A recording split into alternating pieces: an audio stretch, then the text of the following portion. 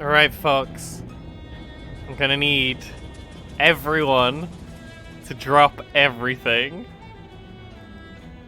New game just happened. New game has occurred. So this is, I haven't touched this yet. This is Shadows over Loathing. It's, from the people who brought you West of Loathing and Kingdom of Loathing. West of Loathing is a thing that I love. Makes sense, makes sense. This is how I move. It smells like a diner, and it smells like they're open. Hopefully they don't have a no shirt, no shoes, magazine stuck to your face, no service sign posted.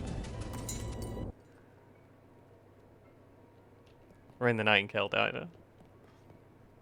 They have pie. Shouldn't bother anybody until you get the magazine off your face.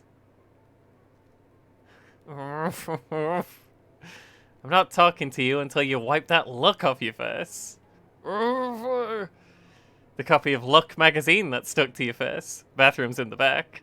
She points over to the right, as far as you know. Oh. Can feel a little sign here, but can't see what it says. Probably instructions for what to do in case of magazine-related emergencies. I love the animation for walking with magazine on head. It's the bathroom, probably. Try coffee, you'll like it eventually. You blunder your way into the bathroom and eventually find the sink. After fumbling with the faucet for a while, you manage to disentangle yourself from the magazine. You stare into the mirror, revealing...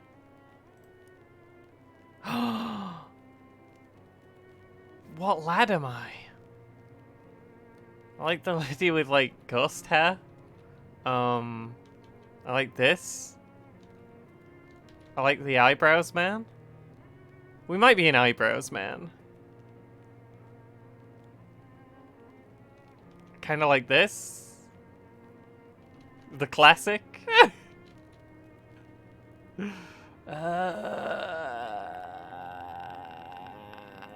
Let's be a tiny... Let's have a tiny beard. There you are. It's me. Oh, there's also me. A couple of older folks are having an animated discussion. Well, one of them is. The way these young women act these days with the short hair and the sassy talk and the dresses that don't even cover their ankles? It's scandalous. And those dances they do, flailing around like I don't know what. I'd have thought Prohibition would put the kibosh on that sort of tomfoolery, but no, sir. Can't imagine dancing a waltz to the music they're playing nowadays, though. And that's the problem right there. This newfangled jazz music with all the drums and clarinets and such. What kind of word is that anyway? Jazz. I think our cups got switched. You're supposed to be drinking decaf. Ooh, they got one of those new meat-operated multi-selection phonographs, or jukeboxes, as the kids call them. Neat. Hey, there's something in the coin return. It's a meat. Nice. Meat is money. If you don't know. In this franchise. A couple of young women are chatting breezily over coffee. Hey, Mac, what town is this? Poughkeepsie. You two traveling? Yeah, Ocean City's turning into a real sawmill, so we boosted a jelly beans breezer for a weekend. For a weekend whirl to the hot potato. Good God.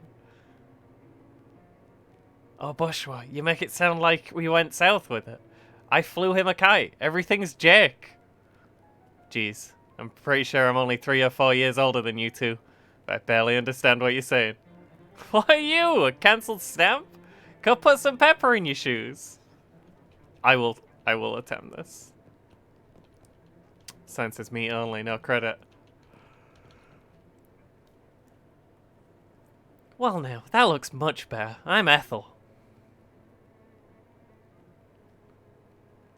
I'm Ron Liam. Ron Liam who?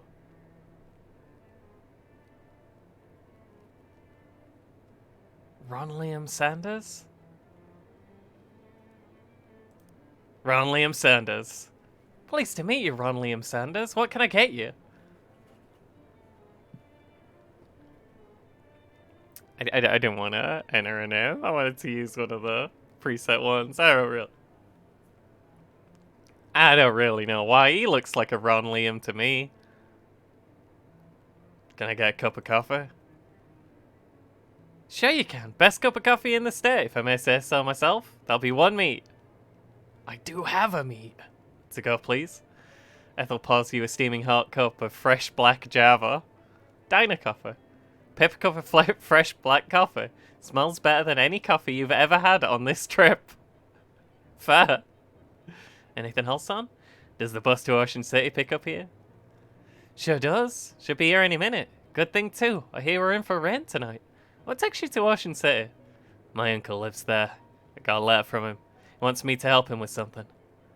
That's a reason, huh? But it's somebody else's reason. What's your reason? Ethel locks eyes with you. Ron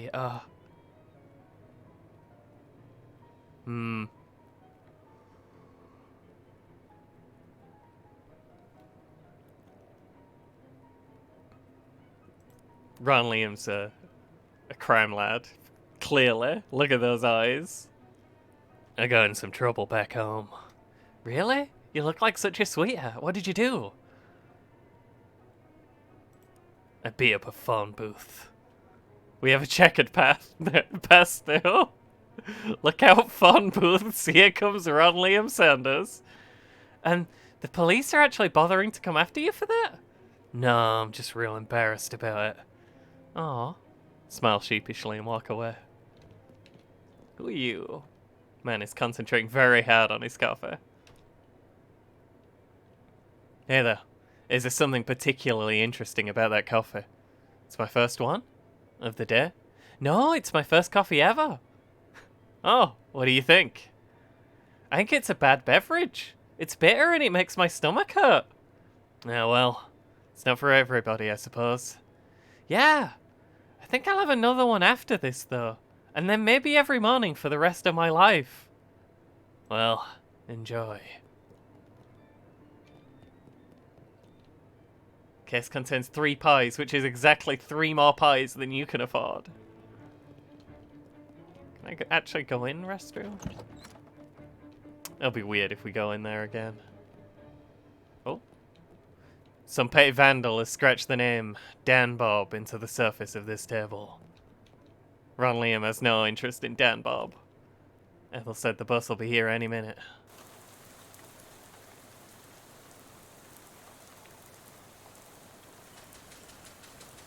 Dang, fancy!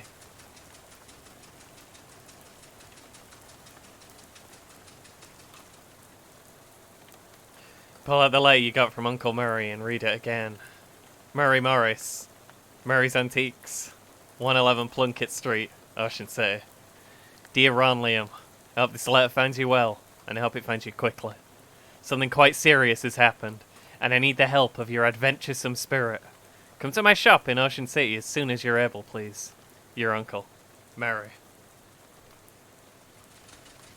Why is there a clown here?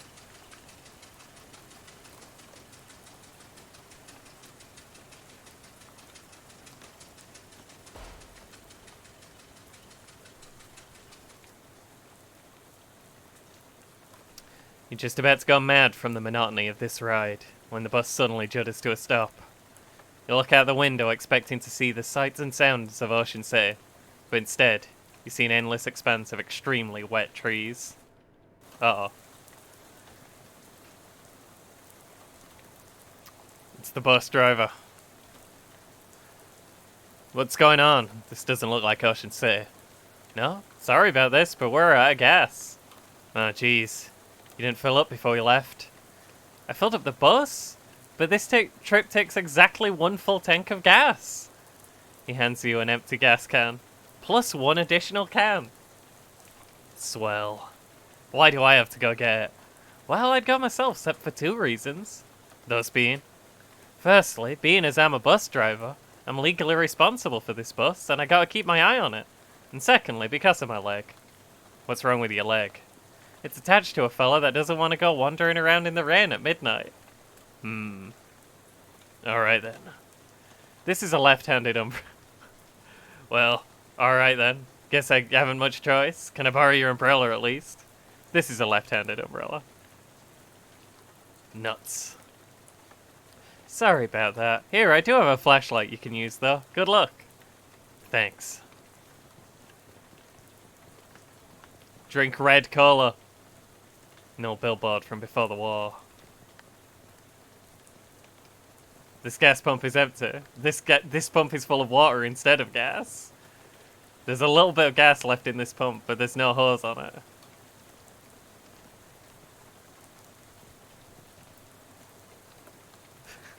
Now with extra lead.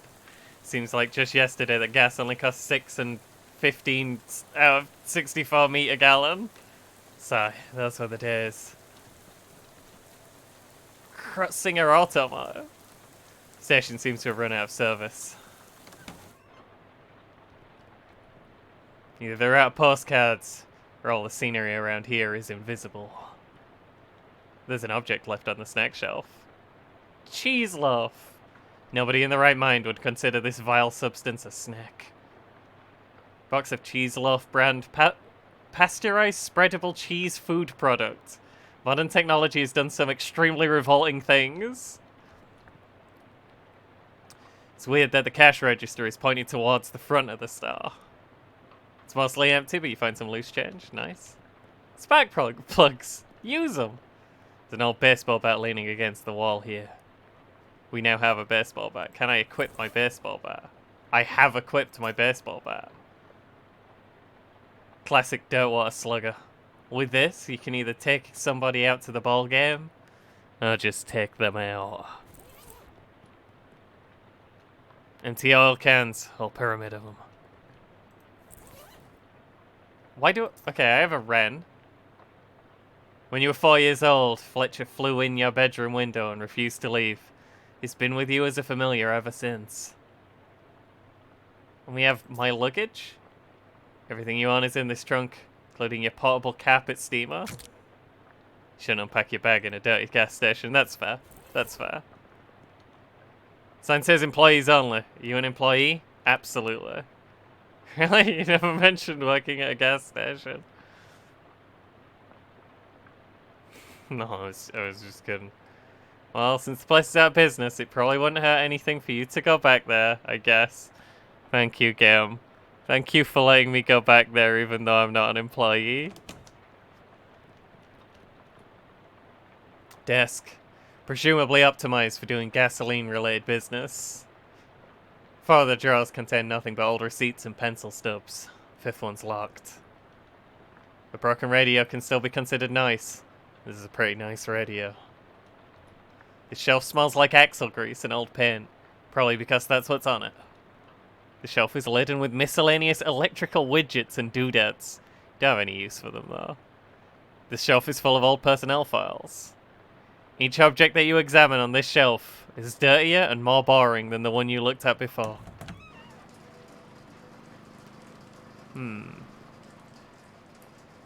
Looks like this is the control for the car lift thing. Stand clear of lift before operating, Steve. You really want to know the story behind this sign.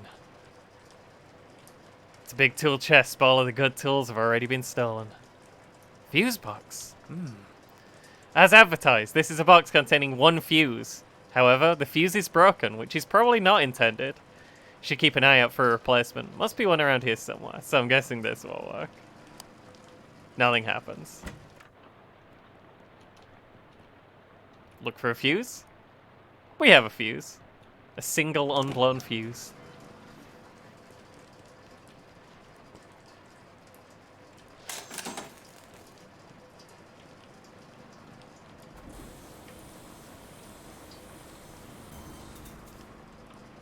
Car.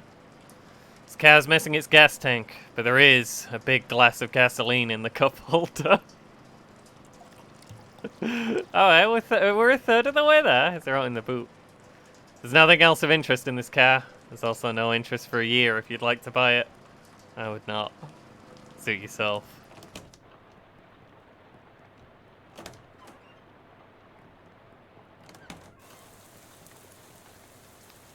Finnegan's optional boxing gym. You don't have to fight if you don't want to. Good to know it's not compulsory. Miserable-looking hitchhiker is standing in the rain, listlessly sticking out her thumb. Hi there! Her head turns very slowly to face you, and her eyes don't quite meet yours. Can you give me a lift? I need to get to Albany. Sorry, I'm going the other way. Oh. Also, I don't have a car. Oh. What's your name?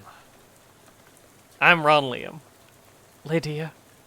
Nice to meet you, Lydia. Although I admit, the circumstances aren't great. How about this rain, huh? Lydia looks very slightly surprised and glances around slowly. Oh, it's raining. Yeah, sure is. What a night to be stuck out on the road, right? I hadn't noticed. I get the feeling you aren't much of a noticer. Well, anyway.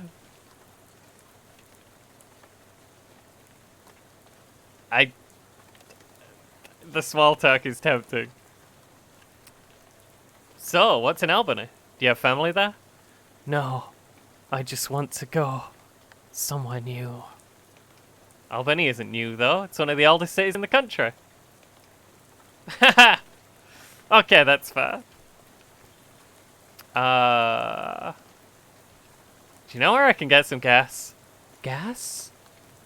The bus I was on ran out, and the driver sent me to find some more. Bus? Yeah, I'm trying to get to Ocean City. I've never been there. Okay, then. Seen any good movies lately? I saw Dr. Jekyll and Mr. Hyde at the Nickelodeon. Oh, that's a classic. What do you think? It was very scary. I liked it. I prefer comedies myself. Have you seen the new Buster Keaton one, The Cameraman? I don't know who that is. Oh, he's great. You have to see Sherlock Jr. That's my favorite. Really terrific. You read any good books lately? I read The Invisible Man. It was really good. Oh yeah, H.G. Wells is great. Have you read his new one? Hi, Cash. The War in the Air? I didn't care for it. The one I'm thinking of is Mr. Something on Something Island.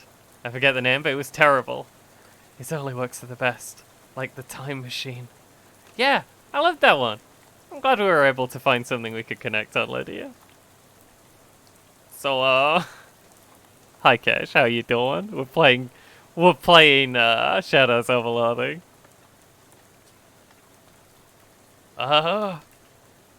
Okay, bye, good luck. Field is extremely corny. So are the jokes. Hey, I didn't want to be unfriendly, but this is a private residence that y'all just badged into. Oh, geez, sorry. Everything's so desolate outside. Guess I just assumed this place was abandoned. Well, come morning, you'll be right, so you might as well get in out of the rain for a spell. Thanks. My name's Ron Liam Sanders. Howdy, Ron Liam. I'm Elias Chekhov. Make yourself at home. He has bears, gears, and tears. He has a gun.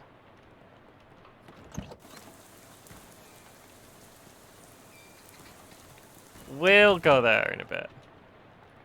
All these boxes are labeled bears. Ask about them. Are these boxes really full of bears? Nah, those boxes are all canned pears. I had a little fun writing the labels, is all. You want a can? I got one left that didn't fit. Nice! Free pears! It's a can of pears in syrup. The label describes as sickly sweet. They should really hire a new copier. There's a weird device on top of this box. What's this funny looking thing? That's a duck call. What's it for? It's for calling ducks. Oh, fun. Used to be. Doesn't work anymore on account of being haunted. Haunted? Yeah, well, not haunted exactly. A bunch of spiders got in there and now it sounds all scary when you blow it.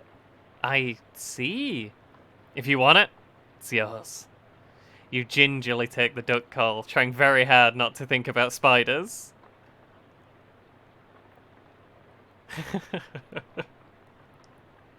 I can remember the story of how it became.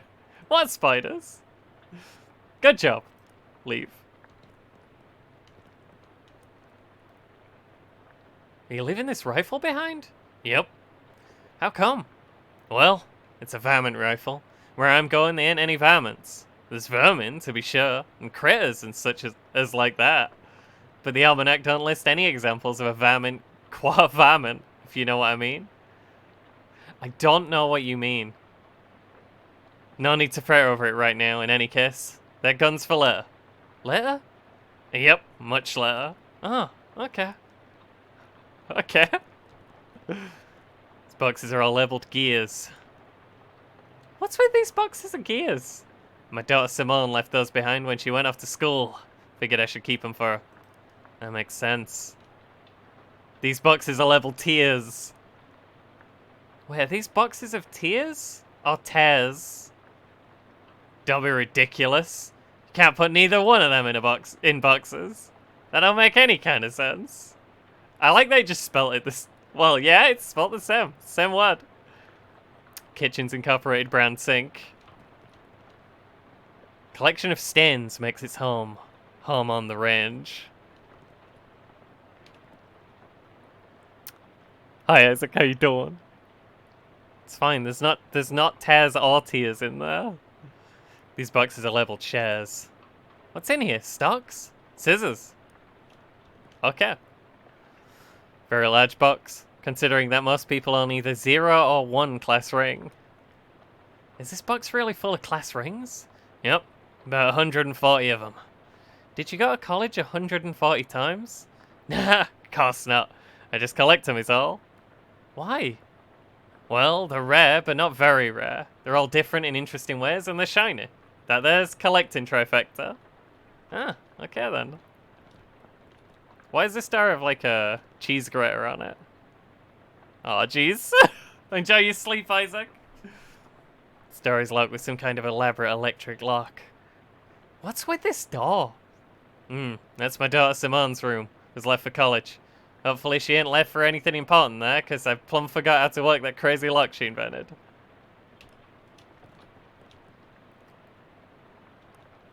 Can I use your bathroom? Sure. How'd you know that door was the bathroom, though? I've always had a knack for knowing which doors lead to bathrooms, is all. Good for you, I guess. Can I flush all the toilets? Surprisingly modern toilet for such an old house. I can flush all the toilets. You flush Chekhov's toilet, hoping it won't come back to haunt you later. You can see your face in Elias's mirror, just like your own mirror back home. You look at yourself in the mirror. Hi, Ron Liam. Hey there, good looking. Oh, what's wrong? Why, I oughta... Oh no, oh no, oh no! You remember something really embarrassing you did a couple of years ago. Oh. Freak out. Blah, blah, blah. Close your eyes. I'll just assume this looks good. Go back to normal. Oh, there you are. We have been on a journey with this mirror. This is Shadows of Loathing. A vicious clawfoot bathtub. This door looks like it hasn't been used in a while. Where does this door lead, I ask you? Spare bedroom. Ain't been used in forever. I don't even bother opening the door since that dust devil got in there. Feel free to help yourself, though I doubt you'll find much of use. A dust devil? Hi, Ellie. Hey, it's an emergency. This game, Shadows of Loathing, just occurred, and we need to play it. And I want to play it immediately, so that's why there has to be an emergency stream. Yeah, those critters are a real nuisance around here. They're attracted to beds that ain't been cleaned under properly, and since I lost my broom back in 26, it's been a real, what's Simone call it? A nutrient-rich environment. Honorary little beasts, real territorial. I'll be careful. Tasteful arrangement of dried fronds. Shelf full of pulp westerns. The gunfight at Cowboy Creek. Yes, it's Cowboys of the Night. Hossfuck of Glory. Hey, this one looks like it's worth a read. The Handgun's Tale. Unlike most old westerns, this one is written from the perspective of a gun. I didn't look at how many months it had been. Are you proud of me? It's probably been 10,000 months. I want to learn about shooting. Oh. Story's pretty boring, but contains some very technically complex descriptions of advanced shooting techniques. Not yet. Once. Soon. Hi, Travis! Old meat wallet in the drawer. Should we check on this dust devil? That dust devil is really kicking up some dickens under there. Are you sure? Chekhov said these things were pretty dangerous. Well, how are we doing? Oh, we have to buy perks. No, we have perks. We have to buy skills. I have this for being a human, and this for beating up... I can't remember what I beat up. A phone booth in the past. We'll come back to this.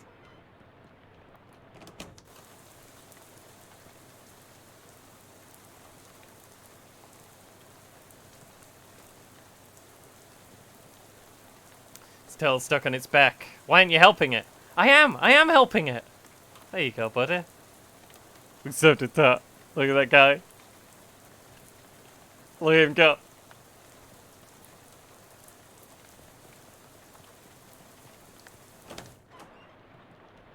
Remember they didn't actually look out here? You have to be impenetrably dense to wander into these woods. Nothing on the clothesline except a pair of socks and an old gun. You take the gun and leave the socks. They don't look safe. Do I have a gun that works? Is this gun a gun that works? Spend all that time cleaning your gun, and the rain comes along and ruins it. Typical. The scarecrow is shooting.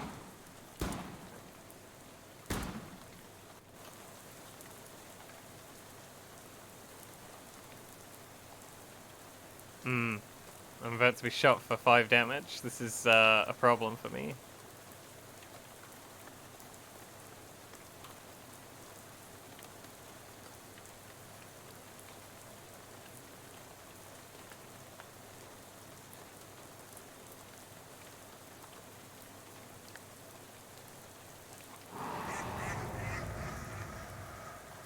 We'll debuff him to start with, and then we'll hit him with a bat.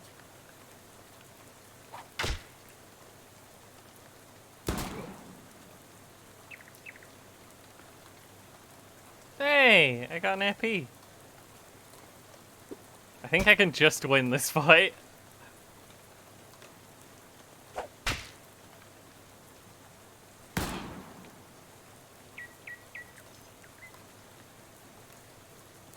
Yeah, we got this. I've defeated a scarecrow. Now it's just a regular scarecrow with a gun. Excellent. Things crow menacing days are over.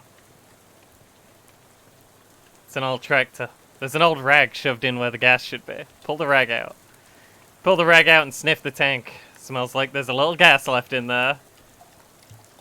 We have 2/3 of a full gas can. Dip the rag into the gas tank, soak up all the gas, then wring it out into your can. Beautiful. Tractor is the right most interesting thing in this part of the country. Fair. Socks just keep getting wetter. And the banner's locked. We'll be back, man. Blue collar, the honorable choice. I see gas. It's a partially full gas can nestled in the piles of garbage. We have a full gas can. Pour the gas into your own can. Then hide the empty can behind some of the garbage. You now have a full gas can. An open fire in an enclosed space. Classic. Probably shouldn't read through his knapsack. Cheerful-looking hobo tootles idly on a harmonica. Interrupt his tootling.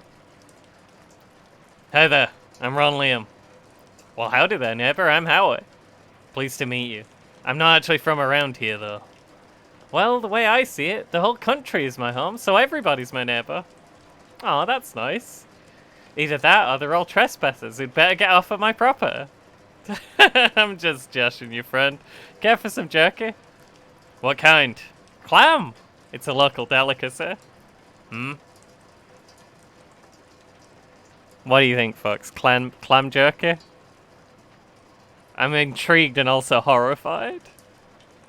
Give me some clam jerky. I don't want to eat it, I just want to look at it and be disgusted. Always nice to get a gift from a kindly stranger, but it's especially nice when that gift is dried fish. There, yeah? Can't bite the stuff myself. Like eating a dried slug, but saltier. Come to think of it, that's exactly what it is. You're really selling me on this local delicacy. You ask me, the locals are a little bit weird. Okay. Where are you from? Originally, I'm from Hawaii, but I got bored of gorgeous tropical beaches and decided to hit the rails. You rode the rails from Hawaii? Yep. Real challenging trip for a first-time hobo, but I made it through alright. You ever think of going back? They only got the one track there, so it was a one-way trip. I might head back for a visit once they've built a second one, though. Do you live here? Not permanent-like, but I've been camped out here a few days. All alone. Well, it used to be a bit livelier, but the bosses sent a railroad bull to run everybody off. Railroad bull? You mean like a cop? Yeah, you could say that. I think he's still prowling around out back. If you care to test EML. Don't advise it, though. Is he packing heat? No, he's unarmed, but one of your arms might make a pretty good club once he gets it off of you. Any plans for the future? Well, word on the wall is that there's a camp forming in Ocean City. Figure I'll mosey on over there once this rain lets up. Word on the wall? I've never heard that phrase. Is it like through the grapevine? Heh, similar. I see. Thank you, Happy Hobo. Oh, that's a bad door.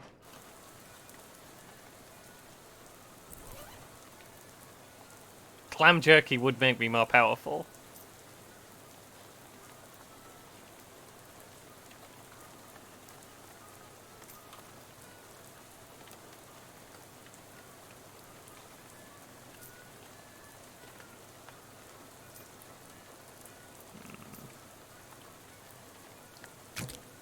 Slightly clammier. Your body is now approximately 1% clam on account of the small amount of clam you just put in it. Nice. Am I allowed to unpack my garbage yet? You're not moving into an old boxcar, so there's no point in unpacking here. Fair. This time. What about diner coffee? Good grief, this coffee smells good. Can't bring yourself to drink it because you might really need some coffee later. Okay, fair. I have forced open the heavy door. That is indeed a bull. Somebody's placed a sheet of filthy linoleum on the ground here in an effort to lend legitimacy to this outdoor kitchen. Still in the pot's beyond help, but you could probably salvage a ladle. I have a spatula. Hey, this isn't a ladle, it's a spatula. No wonder the stew's so messed up. It's carving on a trunk of this tree. It says, Howie loves playing the harmonica. Well, this guy's probably tougher than a scarecrow, right?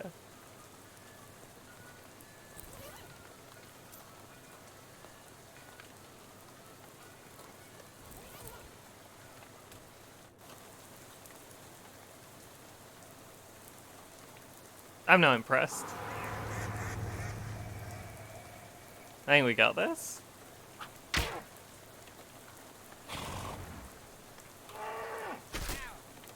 It's fine. We got this.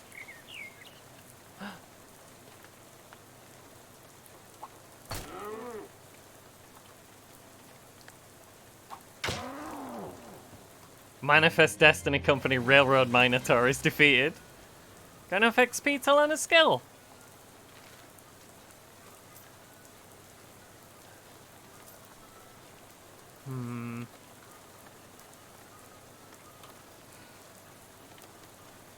Kind of want Mysticality to...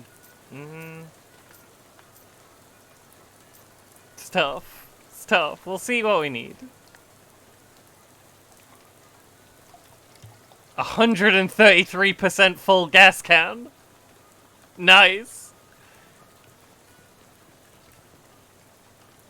There's a carving on the trunk of this tree. It says, how he loves playing the harmonica.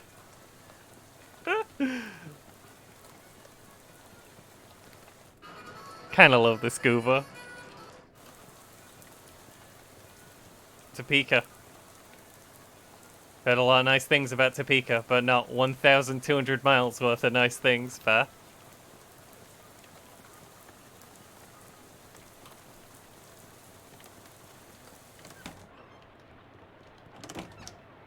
I think we can take a Dust Devil.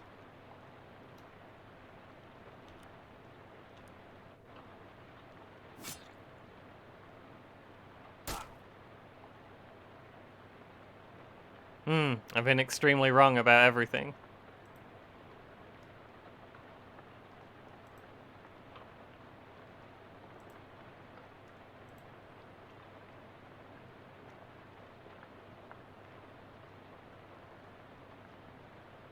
I think I'm dead.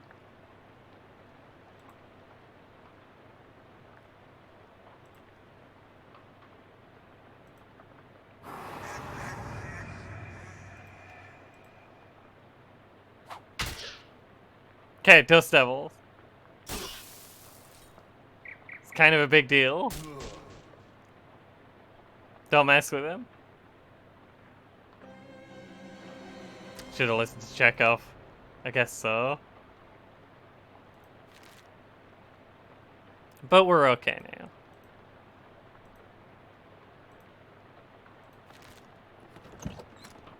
We'll be back. I can't remember if there's anything else we had to do.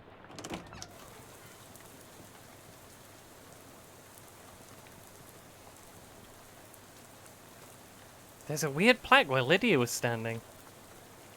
Historic site. This exact spot, on the 13th of October 1908, the state's first mass-produced automobile, a Ford Model T purchased by Hiram O. Crullins, accidentally struck and killed the state's first hitchhiker, Lydia Barnsley. So apparently that woman you talked to a few minutes ago had been dead for exactly 20 years? Good. Swell. Everything about this is great and you aren't regretting this trip before you've even arrived. Go on about your normal, non-haunted day. I'm just thinking if we could beat that guy. I don't think we could.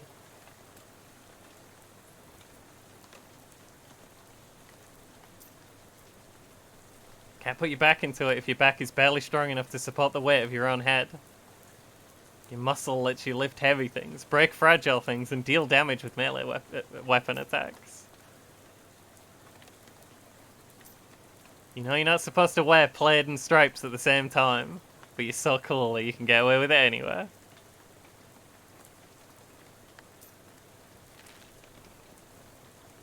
I can't remember if there were anything else I needed to do like a skill check for?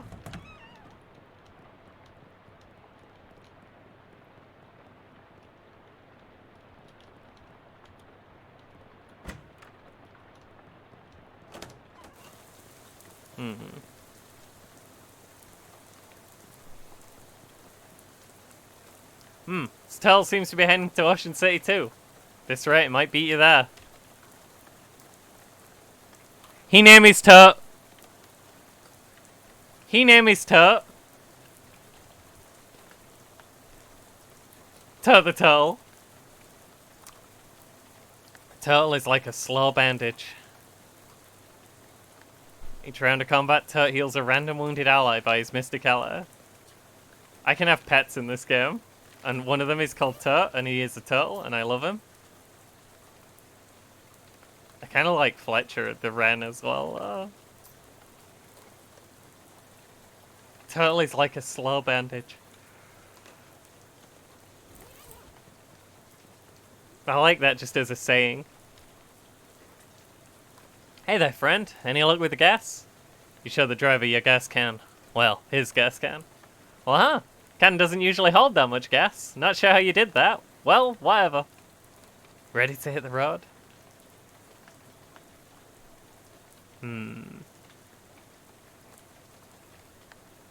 I'll be with you in a minute. So you're one of those no stone unturned types, eh? I respect that. Just let me know when you're ready. No rush. I'll be right here, waiting in the pouring rain. Won't be long. Won't be long.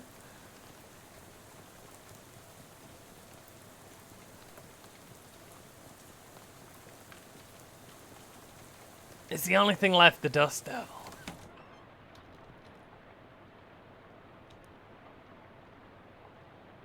So, you moving out? Yep, I finished packing. So now I'm just waiting for the movers to come and take this last load of stuff. You got movers coming in the middle of the night? Nah, in the morning. But I went and packed my teddy bear and forgot which box he's in. Can't sleep. I see. Why are you leaving? Well, my daughter went off to college, so there's nothing keeping me here.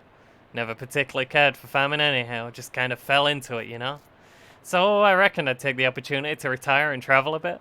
See what kind of trouble I can get up to. Nice. So what's your story? What are you doing now on a night like this? I got a letter from my Uncle Murray. It sounded urgent, so I hopped a bus to Ocean City. I ain't sure how to tell you this, but you got ways to go yet? Yeah, the bus ran out of gas, so the driver sent me to scavenge for some more. I got you. Well, I think there's an old gas can in the barn out back. You're welcome to it. Thanks. Go on you, though. You'll have to fight my daughter for it. What? Well, technically, I should say my daughter's monster. What?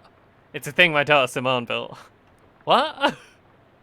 See, my kid's a real technical whiz. She built an ominous robo-trapian to help with plowing and harvesting and the like. Works real nice, too.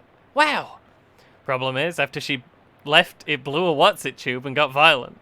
I'm pretty good with machinery, but when it comes to these newfangled electrics, might as well be a dog trying to read Plato. So I looked in the barn. Ah, I see. You're welcome to try your hand against it if you've mind to. But please be careful. It's got a lot of sharp bits on it. Here's the key. Hey, I'd forgot to talk to him this whole time. Well, I'm sure this can't be as hard as a dust devil. You heave the doors open and leave the key in the lock in case Elias wants to lock up again later. Aww, I can't search haystacks for needles anymore. Looking for some long gone livestock. There's a fishing rod here. We can go fishing? Must be the farmer's daughter's fishing rod. Used for fighting, definitely. Used for fishing, definitely not for fighting. Why does it deal my muscle plus 1 physical damage? Why is it as powerful as a baseball bat? Always fishing. There's just a painting of a bunch of tools. Fair? Hang on. I have 2 muscle. Were I to buy the strong back perk and become a strong man.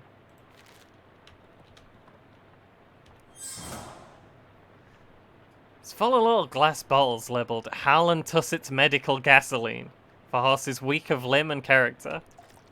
It's even more gas.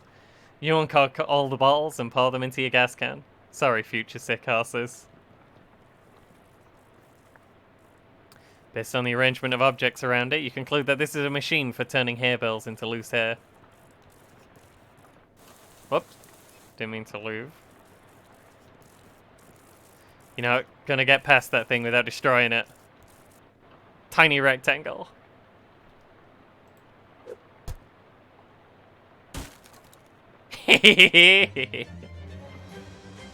We fished him.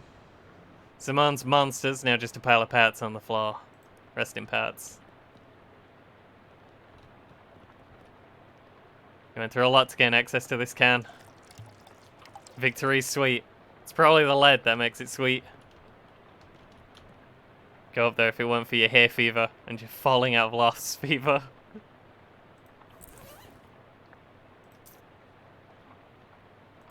Cheese loaf, let's go. High fat content of this cheese adjacent snack you ate has made you better at relaxing. Cursed by an absence of crackers, you eat the cheese loaf with your bare hands. In the end, you are unclean both inside and out. Welding gloves. Hot armor. Pair of thick gloves designed to protect your hands from errant sparks caused by your negligence and lack of welding skills. Mostly tools you don't understand, but you do find some gloves.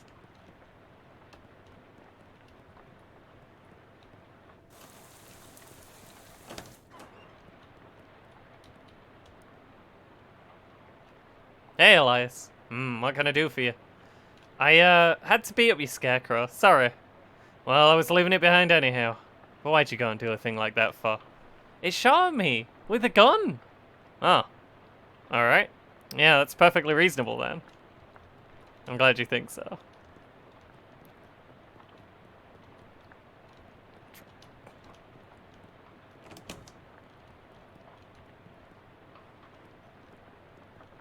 I can fish in toilet? Managed to retrieve an old pair of fishing shorts out of Chekhov's toilet. My god. His pants are soaked with brackish water and the pockets are full of loose minnows. Why am I not wearing these immediately? I don't understand. The toilet shorts. I have a little bit of armor now. I have 1 armor and 1 hot armor.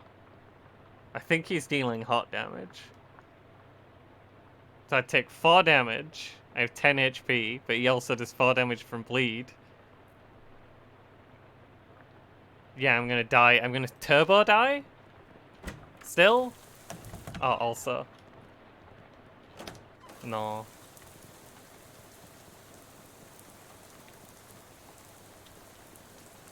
It's fine. We don't need to turbo die right now. Was there anything in the... I'm just being thorough for no reason, I'm sorry.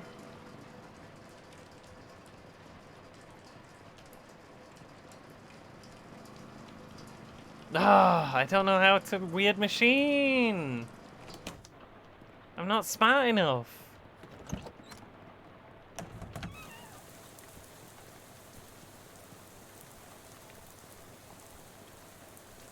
I think we're ready.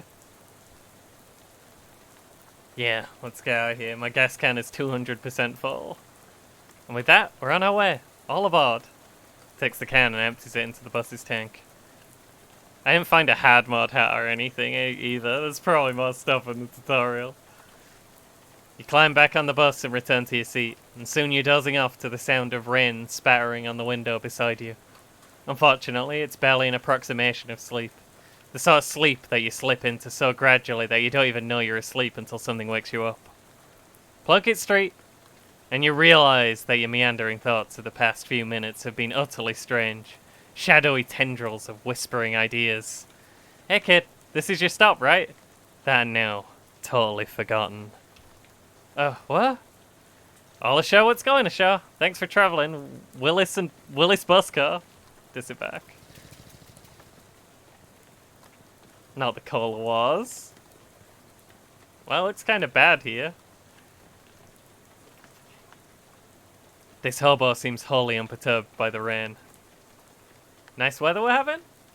He smiles, then looks up and lets the rain splash on his face for a while. Heh, suits me just fine, I guess. A wise man once said, the rain falls on poor men and rich men alike. Was that before umbrellas were invented, or... My name's Gus, by the way. Hi, I'm Ron Liam. Pleased to meet you, Ron Liam. Say, you wouldn't have a couple of meat to spare, would you? Absolutely. Thank you very much, Ron Liam. Old Gus won't forget your kindness, you bet. Nice. Probably nothing you want in there anywhere. Going out of business sale. Going seems inaccurate. The army surplus store is closed for the night. Oh yeah, this is where I was going. I forgot. The bell over the door jangles as you walk into Murray's Antiques. The young woman at the counter looks up as you enter. Oh, hi, you must be Ron Liam. We don't get many customers at this time of night. Oh, at all, really? That's me. You were expecting me? Yeah, Murray didn't say much about you, but he gave me that letter to mail. My name's Jessica. Oh, geez, you're soaking wet. Come in and I'll get you a towel. You walk over to the counter, trying not to drip on any vintage bric-a-brac, as Jessica grabs a threadbare bath towel from a shelf and pulls the tag off before tossing it to you. Thanks. Is Uncle Murray here? His letter wasn't very specific. He isn't. You said that in kind of an ominous way. Where is he? Jessica sighs. I wish I knew. He had a line on another artifact and said it was going to be a tough one. I told him he should get some backup, but he wasn't willing to wait. He just wrote that letter and told me to mail it if he didn't come back. Is there something I'm missing here? This is an antique shop, right? You make trying to talk Great Aunt Ruthie into selling her mother's Chesterfield sound like a deadly spy mission. Yeah, this is going to take some explaining. Well, I'm definitely intrigued now. Explain away. We don't have a lot of time just now, but follow me and I'll give you a quick sketch. Okay? Okay. Okay, Ellie, I'll try not to wake you up.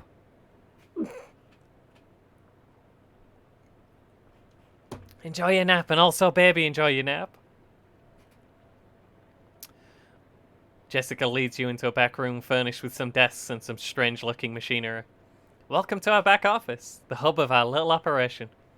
I'm guessing by operation you're talking about something other than antiques. Well, yes and no. See, a few years ago, Murray found out that there are a bunch of antiques circulating that are, well, hinky would be a real understatement. Hinky. Murray called them tainted. Dark magic. Real bad mojo, you know? Cursed. Are you serious? It's no joke. That's what our real job is here. The antique store is just, well, not exactly a front. We find a lot of regular antiques too, and selling them keeps us in scratch, but really we're trying to hunt down all these evil doodads and neutralize them so nobody gets hurt.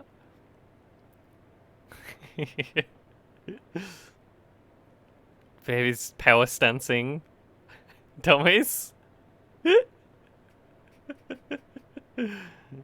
Truly is Travis's kid.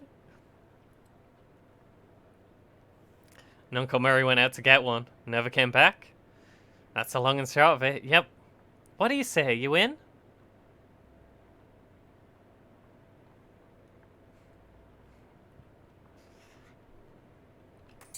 I'm always up for a crazy adventure. Great. You hear the shop door opening, and after a moment, a goblin pokes her head into the office. Hello? Oh, hey. That's swell timing. Hey, Gabby. Murray's sister's kid showed up. Come meet him. Oh. I can do pronouns. I go by them, actually. Hi, Gabby. Pleased to meet you. Hi. Hello. The pleasure is all Gabby's. Gabby, would you be a dear and carry their luggage to Murray's room? And grab some blankets and stuff out of the cupboard? They can sleep there till we find Murray. You've gotten it? Gabby picks up your suitcase and carries it through a door. I'm sorry about coughing, man. In the back of the room. Great. I could really use some sleep. This desk is a mess. Whose desk is this? Murray's. I keep nagging him to straighten it up before somebody bumps into it and we have to call the National Guard to dig them out of the avalanche. With curse-proof shovels and a squad of exorcists under. Anyway, best not to mess with it. Will do. I mean, won't. Not sure what this clock is telling, but it sure isn't time. Nobody you need to call right now. Don't have time to play games right now. White cat is snoozing on an old towel. Ask Jessica about it. What's this cat's name? Calliope. Murray got her a couple of years ago. Scritch behind the cat's ears. You give Calliope a good scratching, but she doesn't react at all. Why doesn't Calliope like me? She'll warm up eventually. Try giving her some sardines. She loves those. Do you have any sardines? No, we're all out. You can get some more tomorrow. They have them at the Cola Wars surplus store next door. Understood. Cannot even hazard a guess to what this contraption does. Wonder where this door leads. You open the door and there's just a brick wall behind it. Apparently it goes nowhere. Tell me about your desk. Oh, this is Charles Wallace's desk. A handyman. He's fixing a leak on the roof right now, but he'll be back later tonight. I see. Way too tired to go back out. Fair. This is your new bedroom, apparently. You can hear Gabby bustling around in there, making the bed and such. Hang on a sec, you can't go to sleep yet. I'm pretty sure I can. I bet I could do it right here while I'm still standing up. Well, I hate to spring this on you, but there's something we need you to do before the night's over. Wow, a mission already? P2! I thought you'd been eaten by daughter.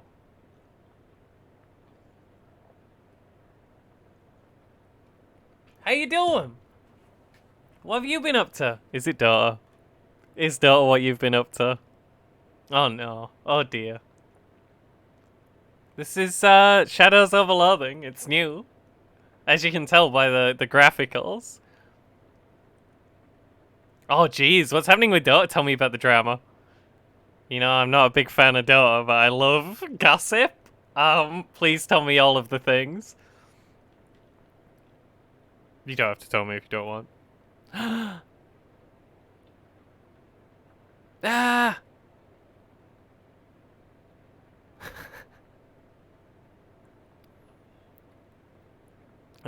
Oh no. Fair? Fair? Kind of part-time job and finishing up uni soon. That's exciting. What's your part-time job? Yeah, if he's a weird daughter guy, it's probably for the best. I'm doing alright. I'm just not much has changed for me. I'm just here playing video games. You know those cursed artifacts I was talking about?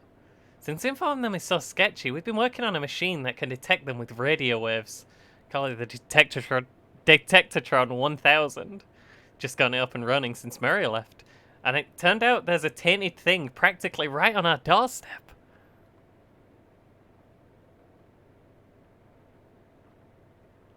All daughter guys are a dime a dozen? How many daughter guys have you been dating?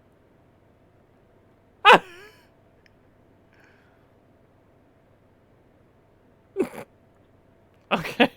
Oh no.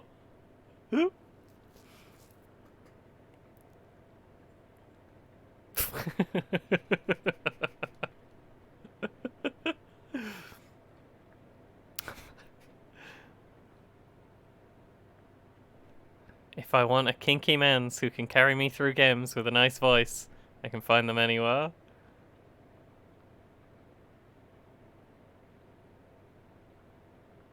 Two daughter boys? Oh no. Please. P2, no. You gotta get away from daughter. That doesn't sound good. Yeah, it's not great. I was gonna have Gabby go get it. That's why she came over tonight. Since she turned up out of the blue. Guess there's no time like the present. I am probably not exaggerating when I say there is literally no time except for the present. What? As in, there might not be a future. You won't have far to go. It's just down the other end of the block. If the readings are right, there's a newspaper office that got shut down earlier this year. It should be in there. Well, Gabby'll go with you. She's good in a fight. I'm not unfamiliar with violence. I beat up a phone booth. This video game is about puns.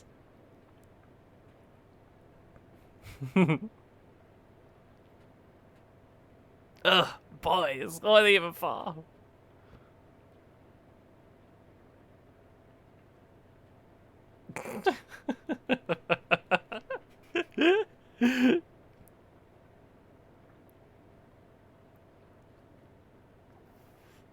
P2, I think Ali has had a baby in the time that if not.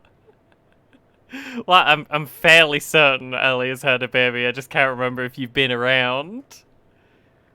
since this occurred.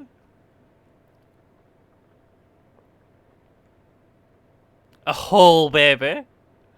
Not just half a baby or anything. I have a little baby. She's cute and she dual wields, what are they called? Binkies? I don't know what it'll be in Australia, actually.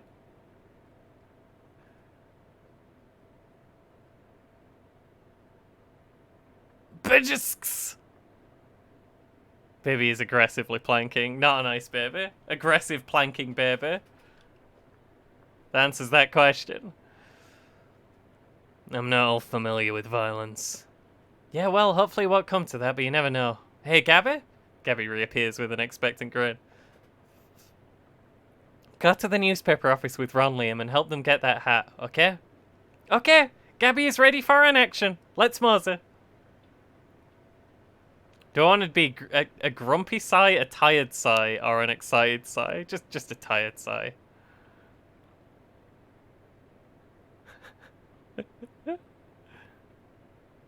Baby is eating broccoli and breaks wind like nobody's business. This baby sounds just like me.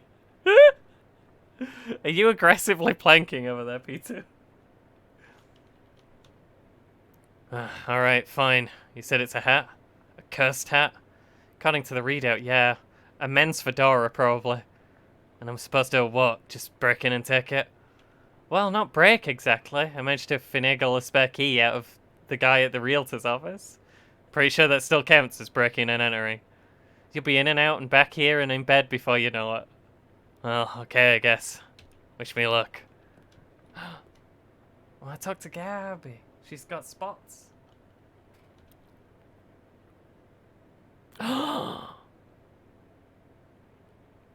B2, you doing working out and stuff, and not being a gamma slob. Who's only working out is sitting in weird positions until it starts to hurt. Like, no, I mean, that's not what anyone would do. That's definitely not. I don't know anyone like that. Let me turn my light on a second. I can't see the keys on the keyboard. Hey, wasn't calling out you.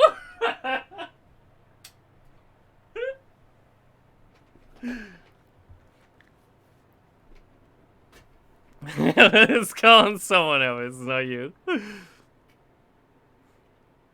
Oh, jeez. Is it? Is that sus? Dang, gaming injuries all around. Everything good, Gabby? Gabby has readiness for an action. How'd you get mixed up with Murray in the whole antique store deal, Gabby? Oh, it coincided. Gabby was looking just at old clothes and heard over Murray and Jessica talking about a mysterious thing to get. It had an adventure smell. Then Murray said, "We're gonna need some muscle for this," and Gabby says, "Gabby has several muscles, strong ones." And that was what it was. Gabby has been helping since then.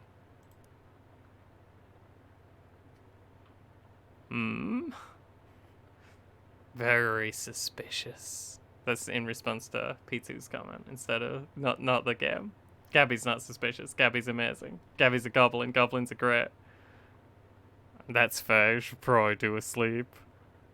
Yeah. Well, good luck in your horrible Dota matches. Nice! It's good to see you, P2. It's been a while. You know, Gabby, it's been a few years since I spent time in Ocean City, but I don't remember it being this run down. Ballet? Dang.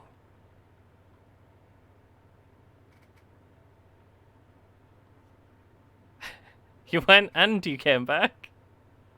In Indonesia, jeez.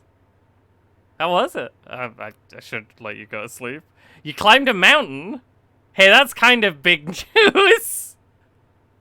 Aww. You got bit by a mountain. It was super good. I love falling down and being owned.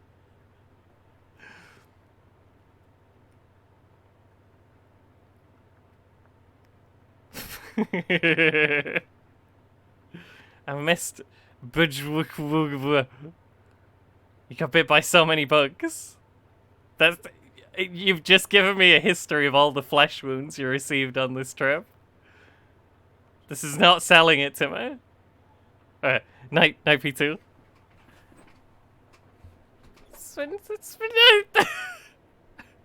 It's been really nice seeing you. You fell off your wood bike. Same leg, or did you do both legs? You had to have someone carry you around. Okay, no, go to bed. P2 bed. I don't remember it being this run down. That is a true thing to say. It used to be much more clean and shiny. What happened? The economy's terrific and everywhere else in the country. No ideas. Economics is not the house Gabby keeps my wheels in. Fair. Same leg. You just get rid of that leg. That leg's a write-off. It's a trash can. It's full of trash. Find a discarded bottle of cologne. Stench armor increases by 1. This bottle of cologne was inexpensive to begin with. Throwing it away didn't make it any more valuable. It has depreciated since it's going in the trash. Then on the door says, please. Night, P2. I think this store sells broken glass and drafts. Fair. This building looks perfectly solid. Maybe it's just the people renting it were condemned. Its trash reach has exceeded its can's grasp. Given the current conditions, dark and stormy, you probably shouldn't wander into... It's a bad alley. Some ne'er-do-well has deliberately vandalized this streetlight. Who would do that? A telephone box fighting man? Securberus! Oh my god. I hate and love it. What's someone scratched? Weird symbols scratched into the sidewalk here. Very suspicious. Okay, let's get this hat thing before you pass out from exhaustion. Is this the hard mode hat?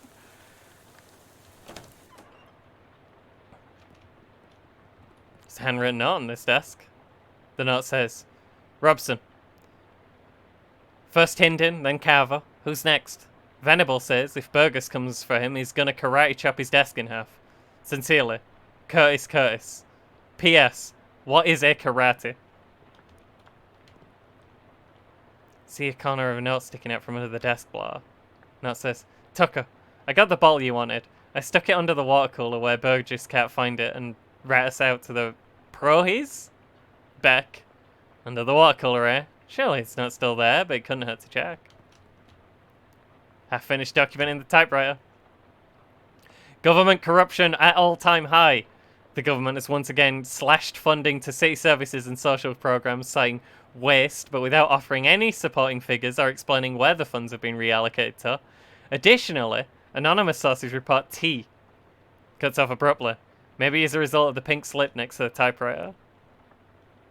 Curtis, if I've told you once, I've told you 100 times. Not enough people buy the paper anymore to keep the lights on in this joint. Electricity is expensive because it's a very recent innovation. As such, fully half of your salary is paid by government subsidies.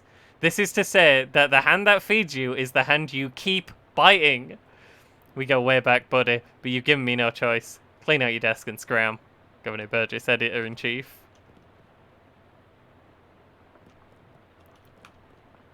Ever worked to this desk, forgot their cufflinks. They're my cufflinks now. Left one is engraved with always check, and the right one says your sauces. Really makes you think. Where do you go? Oh, it goes over my weird glove.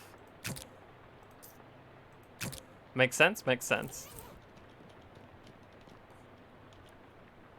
There's a pink slip on this desk. Hinden, I'm not paying you to publish cockamamie conspiracy theories. In fact, I'm not paying you at all anymore. Clean out your desk and hit the road. P.S. Do you like the word cockamamie that I used up there? It's a slang term I coined. It means ridiculous or implausible. I think it's really going to catch on. kind of good. It's kind of a good word. Half-finished letter in the typewriter. Reginald. I think Burgess is onto us. We've gotten careless. In fact, maybe I shouldn't be typing this out as a letter instead of just talking to you in person. Why am I doing this? Meet me under the water cooler this afternoon. Oh crap, here comes Burgess with a pink slip. Sincerely. Doesn't say who it's from. Right, I must have gotten fired before they could type their name. Also, under the water cooler? What's that all about? Could be anything. See what's on the old AP feed today. Babe Ruth gets haircut. Baba says, you'd think he could have left a better tip. Prohibition agents confiscate 40 barrels of wine, 10 cheese wheels, and some nice fresh honeycomb also seized. Severe storm causes trolley disaster, prevents 5 other trolley disasters. Today's list of banned dances: the chutney slider, the dirty dirty blitz, and the upside down tango. Makes sense. There's a little bit of very, very old coffee left in this percolator. Percolator is also a good word. Pouring yourself this cup of coffee is the first step on a short and nasty journey. A few months ago, somebody decided this coffee wasn't good enough to drink. You apparently disagree with that decision. Go back in. I do keeping leaving the room by accident. You see a thin 3-ring binder on this desk. Pneumatic Troop System Operation Manual. Interesting. Would be a strong word to use for this book. There's a crumpled up pink slip on this desk. Carver, I can't believe I have to tell you this, but it is against company policy for an employee to steal the printing press. You are fired. You are so fired. I need a new phrase to describe it. I'm giving you the axe. And if I see your face in here again, I will both give you the axe and set you on fire. P.S. How did you even lift it? You must have had, what, 5 accomplices? Unbelievable. You make a mental note to never pick a fight with this Carver person. Makes sense. The drawer on this one looks slightly ajar. Look inside. Nasty leftovers. Sounds good. You don't know what went into this bag, but you know that the only thing that's ever going to come out of it is a congealed mass of foul goo. Sounds fun. Looks like Venable made good on his threat. Now then, Venable must have taken all his stuff out before smashing it. He karate chopped his desk in half.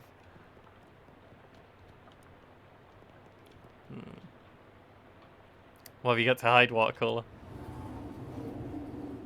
Dang. There are fishmen here. It's an underground press. Literally. There's still a newspaper left in it. Take the paper. This was printed in a secret underground newspaper office. Okay. Calendar from 11 years ago. Take a closer look. It's a huge black skull scrawled on July 22nd, 1917. What happened on July 22nd, 1917?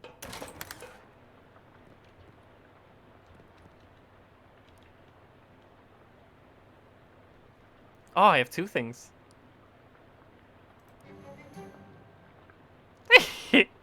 Liked that. Top story from that day is the Ocean City Comptroller's passing of an overly complicated sidewalk right-of-way policy that outlawed street-side newspaper vending machines and limited the maximum allowed width of newsstands to 4 feet. The story continues to say that watchful eye management raised concerns about loss of revenue, and the comptroller made vague promises to divert city funds to make up for any future shortfall. Looks like it worked out great for everybody. Tragic accident certain to have no consequences. Tragedy occurred yesterday evening when Hiram O'Crollins, owner of the first mass-produced commercial automobile registered in the state, accidentally struck and killed the state's first hitchhiker, i.e., a person standing on the side of the road, attempting to solicit transportation from passing motorists. Fortunately for Mr. Crollins, the notion that vengeful spirits of the dead might haunt the places of their demise in murderous, phantasmagoric rage has been rejected by modern science as rather unlikely, wouldn't you say? Unlikely, sure.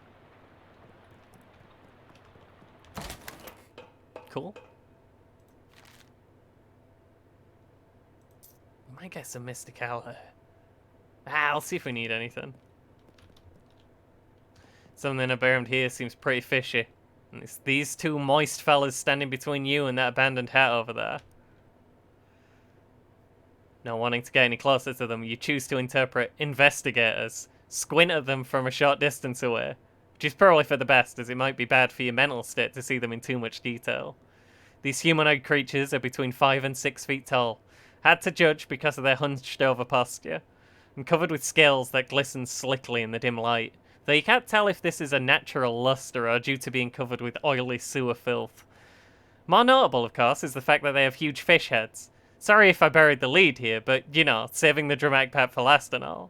Their huge, bulging round eyes glare at you out of the darkness, faintly luminous like radium watch dials, and they hiss and glurble at you between rows of pointed shark-like teeth. Gill slits on the sides of their heads open and close like thin, wet mouths gasping for air, or whispering terrible secrets, whichever seems more likely to you. Gross. It appears they're very displeased to see you, but are smart enough to hold off on attacking until they've judged how much of a threat you are. They're gonna find out how much of a threat I am, let me tell you. Burly fisherman and spittin' fisherman.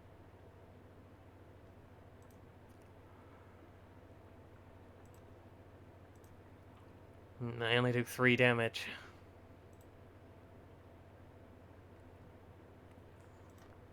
I'm gonna boop the one that's going for me.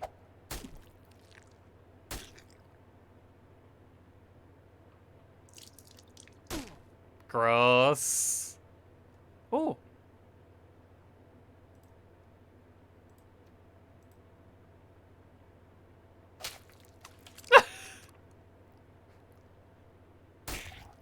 Oh, dang.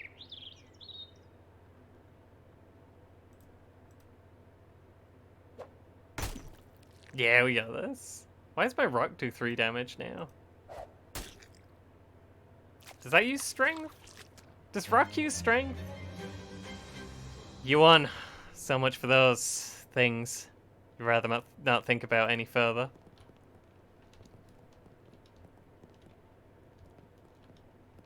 Ominous, vaguely person-shaped stain on the ground. Gross. This must be the hat Jessica wanted you to recover. Terribly cursed fedora. Nothing good can come of this. That is the hard mode hat. Let's just put it on. It might not be the hard mode hat, but also let's just put it on, because it let me. Control panel has a green button, a red button, a big lever, a knob with a bunch of letters on it, and a series of coloured lights that are all currently off. Push power on. Pull the pump engage lever. Adjust the suction rate according to the pressure diagnostic indicators. I got a plan.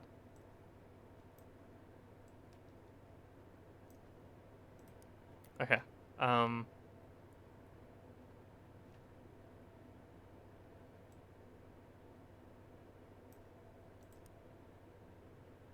Okay. Yellow light is glowing. Doesn't say anything about a yellow light. It says if red light is on, suction adjust dial to A. If blue light is on, suction to E.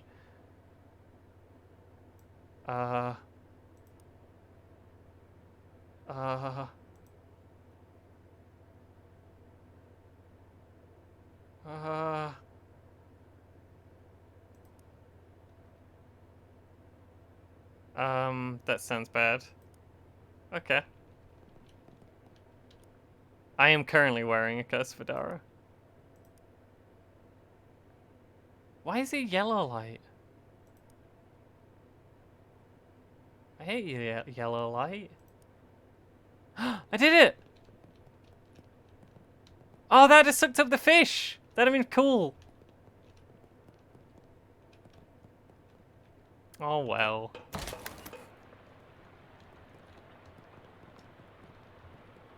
You had to beat up the fish. Yeah, just put that back.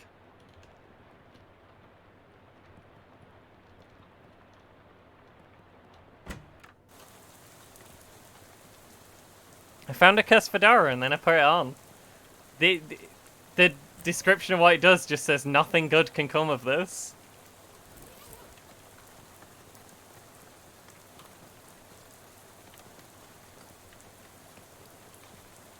Just peeking. I'm just peeking if anything's going on down here. Nothing new, it seems like.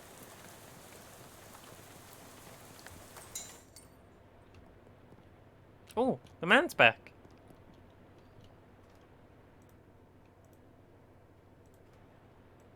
Let me put my windows back. I've moved them over a little bit to see the screen capture I took. You must be Charles Wallace. I'm Ron Liam. I am. Pleased to meet you, Ron Liam. What do you do around here? Oh, your general handyman sort of stuff. I keep the lights on and the water running. Built the detectortron and the uncursing machine, too. Ah, that's some real high-tech wizardry. Oh, it's nothing, really. Let me ask you something. Anything I can help you with? What is this about an uncursing machine? Oh, I only built the thing. I can't tell you how it works. The innards are all wired up to a little porcelain cat figure that Mary found somewhere. Well, that's weird. In a real traditional sense, yeah? Anything I can help you with? No, Charles. Looks like you found the hat. I found a hat. Guess this is the one you meant. Doesn't look unusual, although... Yeah? Well, it does creep me out a bit. Can't really put my finger on why. I know what you mean. Feels kinda like you have a headache, except you don't, actually? More like a feeling of dread. Like something terrible is about to happen, but I don't know what yet. Well, that's definitely not related to the fact that I need you to take that hat and go sit in that machine over there.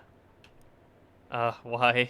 That's our uncursing machine. Gotta get that curse off the hat, right? Oh, okay, yeah, that makes sense, but, what? Can't we just put the hat in the machine? Why do I need to be involved? Because the machine needs a mind to guide the uncursing process. Together you lift the curse from the hat and transform it into a sort of allegorical dream space that the machine can transfix. What? Sorry, I know it's a lot. Let me rephrase. The uncursing machine uses your subconscious mind to drive a wedge between an item and its curse. The item is cleansed relatively easily, but that doesn't negate the curse fully. Once separated from the item, the machine stores the curse and allows you to physically project into it to try and resolve the metaphorical scenario at the core of its existence. That's where things can get a little weird.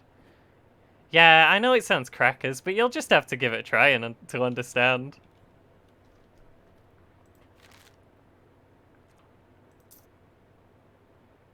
Should I get good eyesight?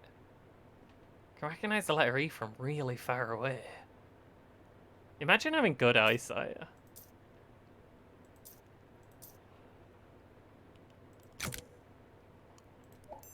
I kind of just bought it because it's expensive. And by expensive, I mean more expensive than the other things. What would you like to uncurse today? The terribly cursed fedora. No sooner have you sat down than the machine, with a hiss, positively whiffs the fedora straight up into the dome. The hat rattles around in there angrily, like a snake in a cement mixer, and after a good loud minute, flops limp and wet into your lap.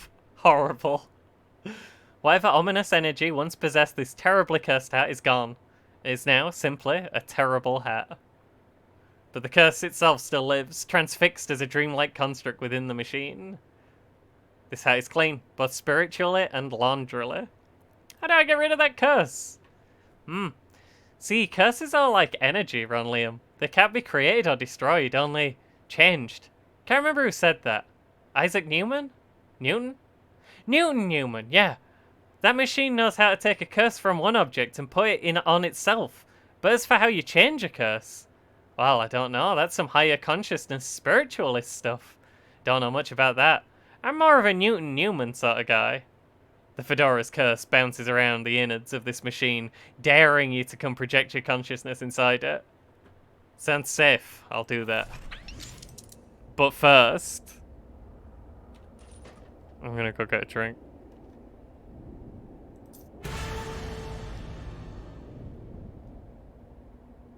Oh, that's cool. What?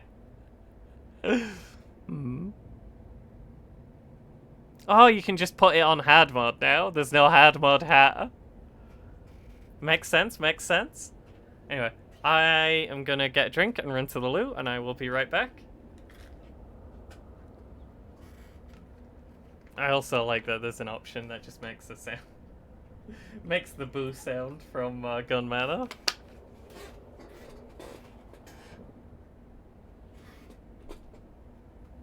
Be right back.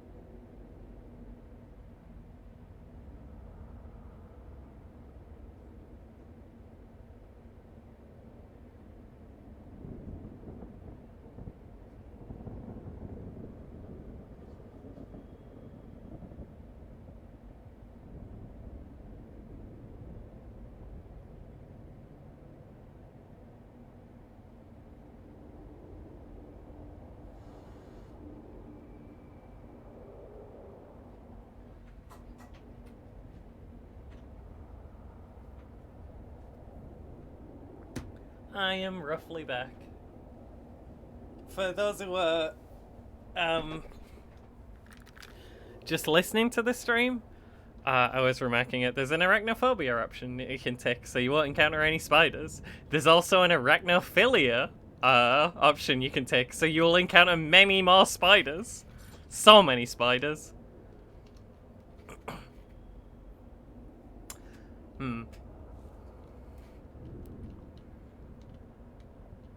This is weird.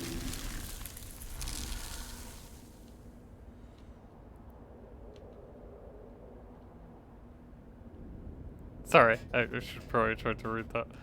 A tree felled before its time, a ground stained with sin. Even in Arcadia, there is death. Even in paradise, there is a killer.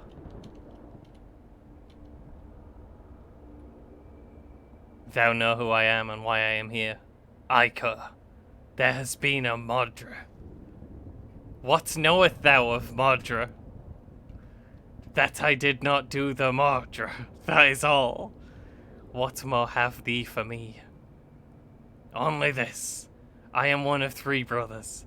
One of us always tellens the truth. One of us always lies. And the third of us does not speaken at all, but hunks. If I find in thee a liar, there is no thing I can do to save thee. Ica, thou art a servant of the wood. Blessed be her branches. Blessed be.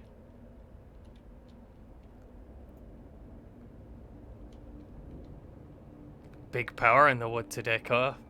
Aye, a tree has fallen in the forest, and has made a sin. But not me a sinner, that I assure thee. Thou claim to be without sin. None of us is without sins, but mine do not run to Mordra. Then whose? Look for my brother. Thy brother speakens of 3 brothers, one who always lies, one who always tellens the truth, and one who does not speaken at all but honks. What speaken thee of this? This is fairy talk. Nothing has honken in this land since Mother Duck laid the big egg. No honken since then. No, sire. Fascinating.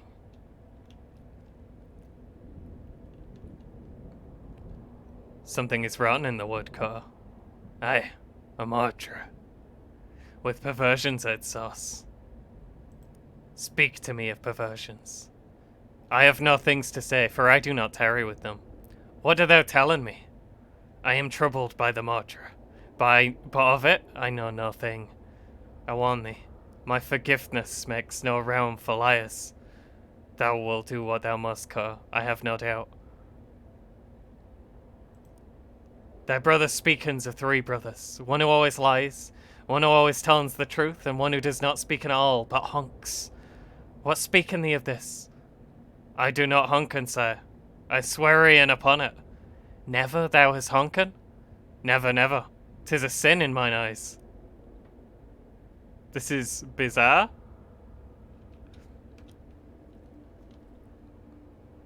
I say I did not do them, Audra. I also say I am one of three brothers.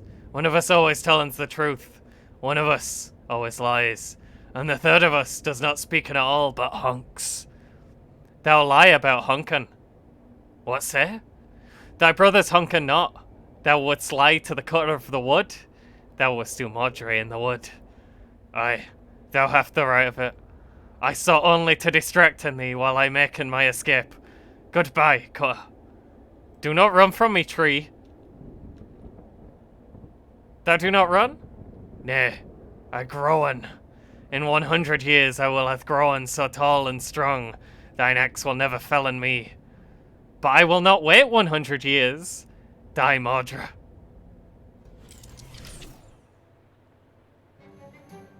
That was weird, and I loved it. Big rot in the wood today, cutter. And wait, what? No, that's not you. You don't talk like that. Dark thoughts of trees, axes, and bloody sap cling to your skin. You shake them off like dreadful cobwebs. You're not sure what just happened, but as you turn over the formerly terribly cursed fedora in your hands, you feel confident that the curse which plagued the statue little felt thing is finally gone for good. You put the hat back on. It nearly sparkles now.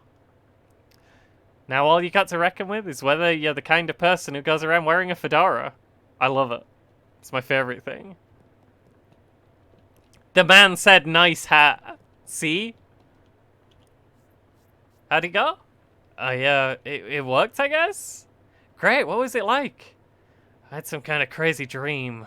There was a woodcutter, that was me, I guess? And these talking trees? And one of them had sinned. You know what? Never mind. Some kind of crazy dream is plenty for me. Okay, good. Shelf for knickknacks and tchotchkes. There's an old ragdoll on the top shelf. Must have been left by the previous tenant. Nothing to say about it. I can get back now. Lots of empty space in here. You could try to acquire a bunch of random crap to clear it up with. I'm excited to. Television set, you've heard of these? I turned it on, but no shows have been invented yet. Tragic.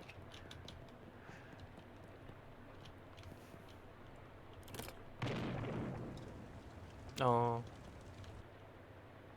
Stamp out the flames, but it's a total loss. Everything you own has been reduced to ash. Everything? Everything except, bizarrely, the stamp from Murray's letter. Okay.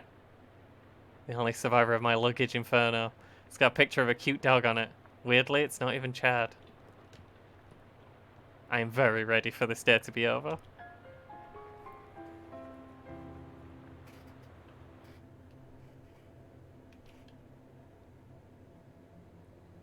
Yo, this game is kind of fire. Can I just say this game is kind of fire? There might be a lot of emergency streams until I finish this game.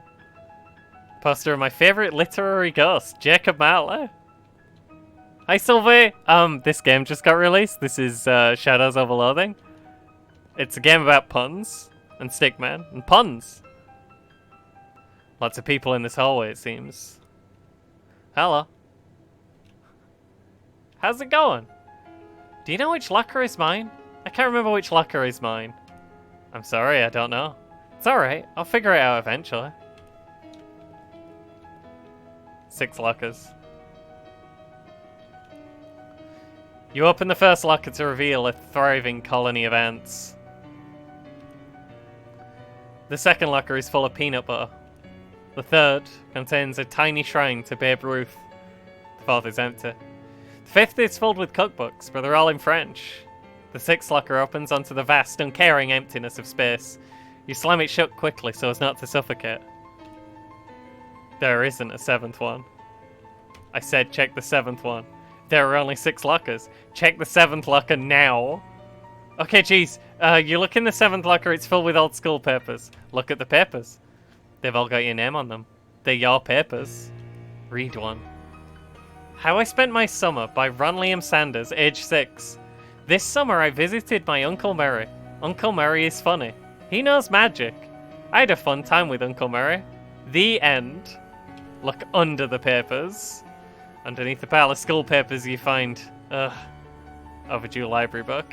You checked this book out 13 years ago and have spent the last 12 years and 50 weeks feeling slightly guilty about not returning it.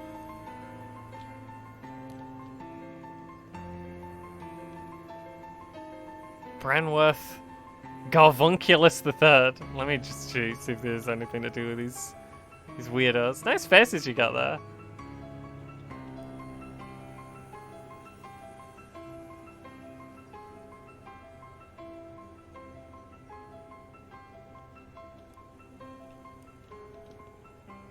I was kind of hoping I'd space them.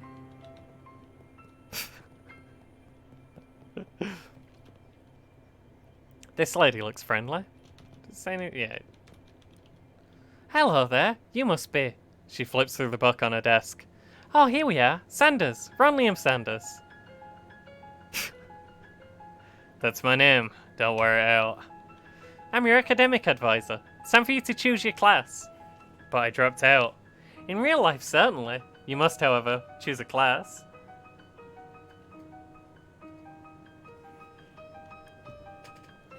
But now then, looks like there are 3 classes for you to choose from.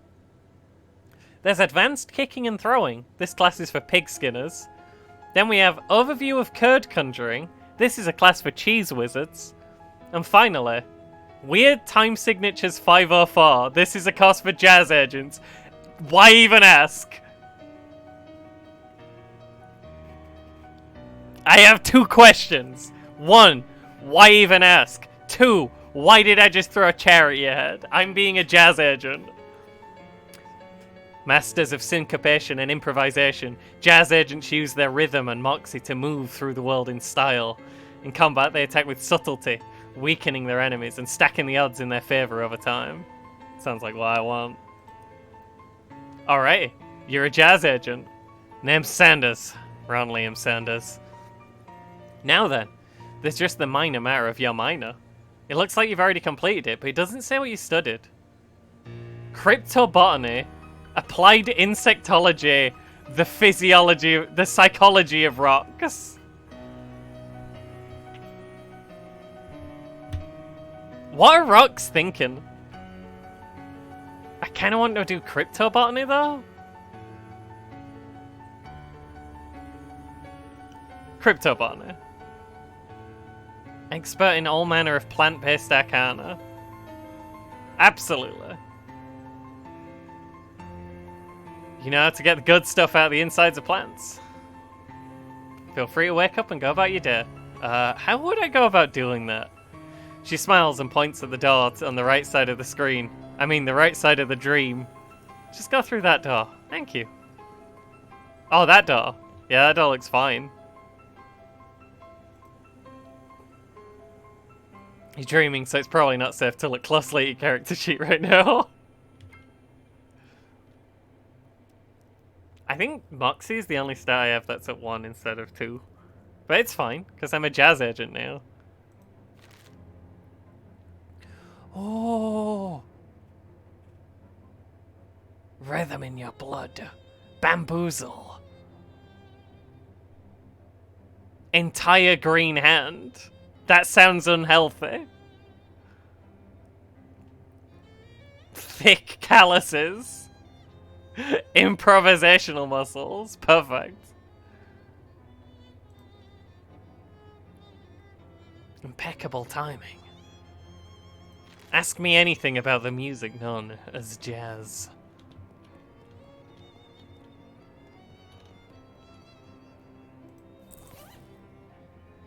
Yeah, I only have 1 Moxie. It's fine. Ooh. Don't feel like reading it when you're in grade school, and you don't feel like reading it now. Makes sense. Curious. Postmark says 18th of April, 1906. Even though Jessica said she mailed the letter only a couple of weeks ago. Well, we could definitely check that out. Morning, Ron Liam. How'd you sleep?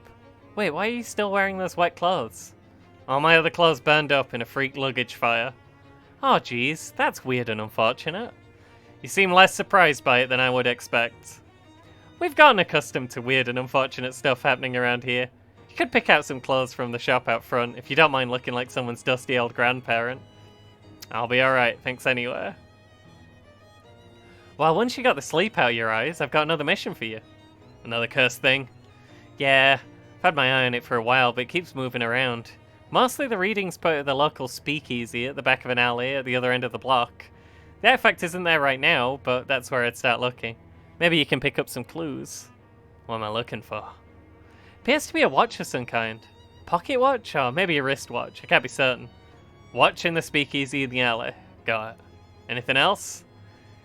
You'll need the password for the speakeasy. It's Fiddlesticks. Also, let me give you this to-do list. It's enchanted to always show you whatever's written on the chalkboard here. That's cool. Pretty neat trick. Here's some meat for expenses too. The army surplus next door should have everything you need in case things get rough. It's ominous, but thanks. How you doing, Gabby? Hi, Gabby. How's it going? It's the Beans Ease, Ron Liam. Have you lived in Ocean City long, Gabby? Oh yes! All of Gabby's life is here. Gabby's great-great-great-grand Gabby came and popped just some blocks over there. Blocks from over there. Or to popping, as they would say. Haha! Wow, so your family's been here for quite a while, huh? Yes! 14 years. You're a real firecracker in a fistfight, huh, Gabby? Haha! Gabby likes fighting and dancing. The best two things. Gabby invented fight dancing once, but this world was unready for it. Maybe 50 years later. Makes sense, Gabby. Does anybody want to play chess? Jessica wants to play chess. Are we...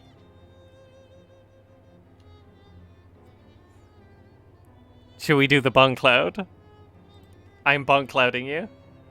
Jessica smiles. Well, after you do that, you kind of have to put the king back. Moves a pawn and captures one of your pawns. That sounds made up. Well, we can't develop the rooks. Do a knight? Okay, that was... The bong cloud did not pay off.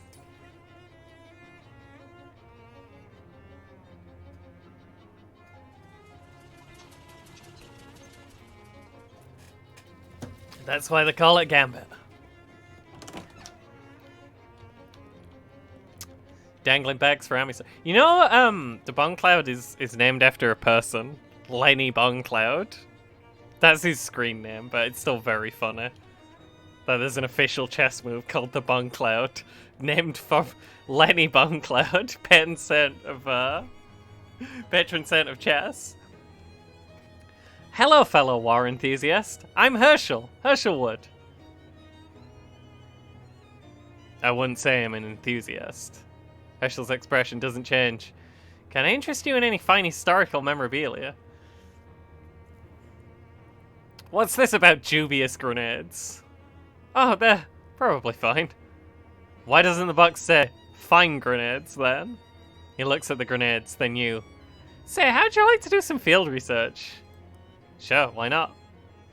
He hands you a bunch of grenades. Just try them out next time you get in a fight. And when you're all done, come back and let me know how it went. Okay.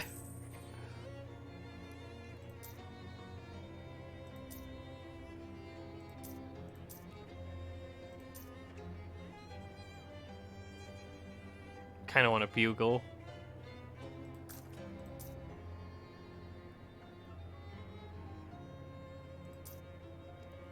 Government issue sardines. Gotta have that. Trench spark. Cool. Perfect.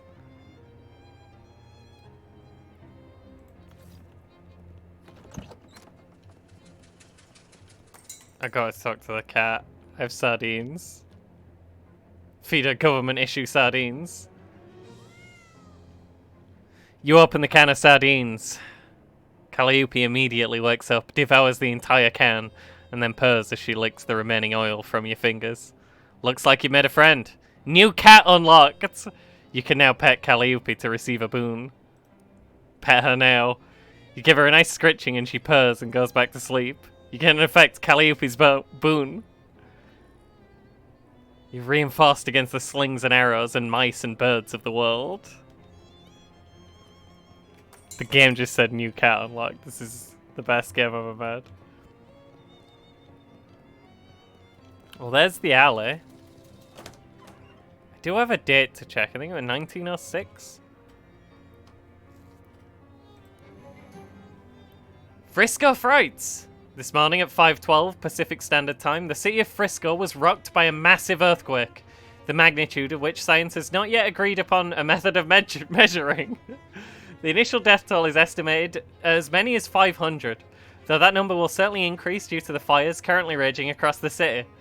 There have also been strange, scattered reports from witnesses who claim to have observed unusual phenomena such as beams of black light, subsonic laughter, and soul-rending nightmares. Though our editors wish to point out that Frisconians are known for their fondness of psychedelic intoxicants. You're really starting to enjoy this kind of research. I am now a news hound. I gain extra XP for learning new things from the newspaper archive. You got a nose for old news, and you're always sniffing.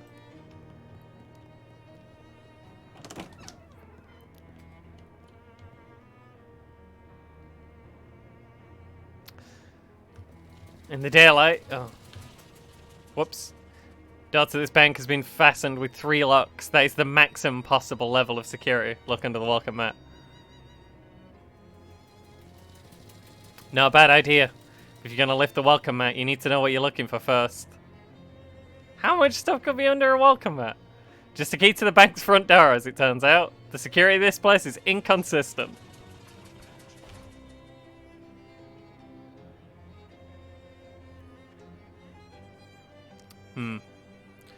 The door's locks are modelled on the monstrous mugs of the great hound Cerberus, 3-headed guardian of the underworld's banking sector. Each of the 3 heads has a name: Philex, Methapon, and Sneaky Pete, and a keyhole deep in its maw. The head of Philex lets the key inside easily enough, but offers up incredible resistance when you try to turn it.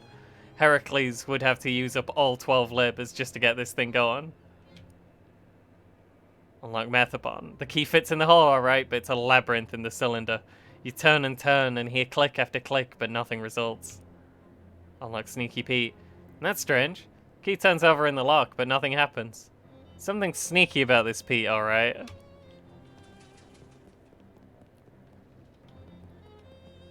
Sally is where Jessica said the speakeasy was. You weave between various trash cans and piles of uncanned trash until you reach a serious-looking door. Knock. A little panel slides open near the top, and narrowed eyes regard you through it. Password. Fiddlesticks. Okay, come in, but you better not be a pro here. I don't even know what a pro is. Is there a spittoon? There is no spittoon. I'm very disappointed. Weirdly responsible of this illegal poison dispensary to have a first aid kit. Nice! Gauze pads. Activated charcoal briquette. All the curative powers of activated charcoal, now in a convenient pillow shape. This guy loves hitting those spoons together. More power to him. Some weird symbols carved into one of the floor tiles. This lady's making ethereal music with spirit-filled glasses. Play a piano, trills a tune. These people are obviously on a first date, and you shouldn't bother them.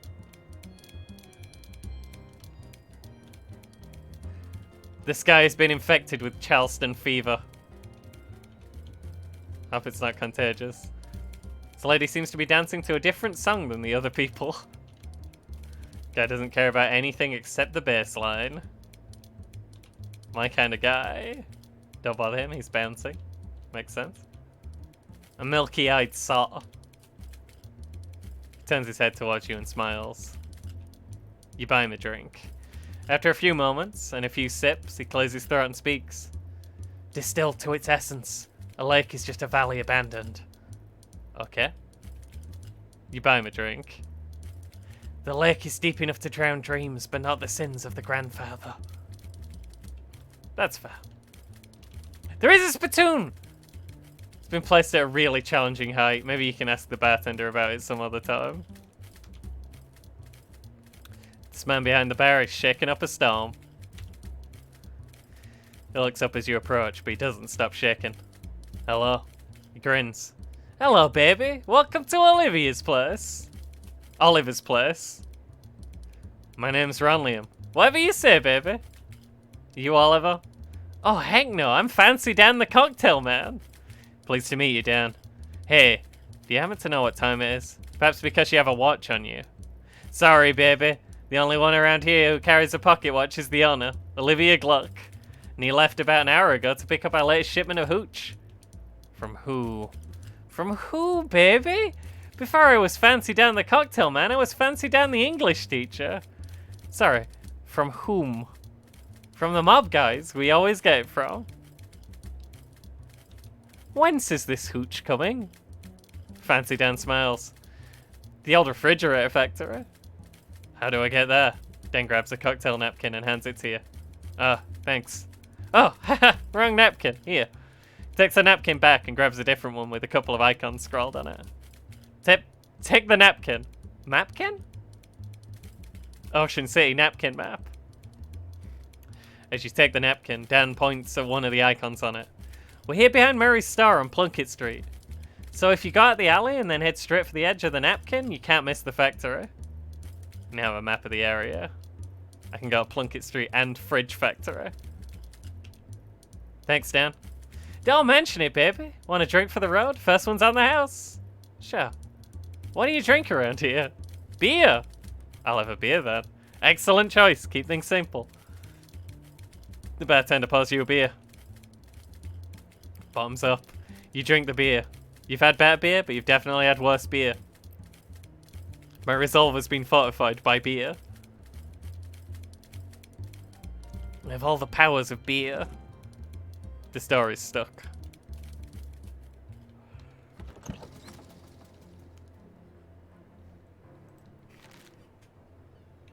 I only have 10 XP.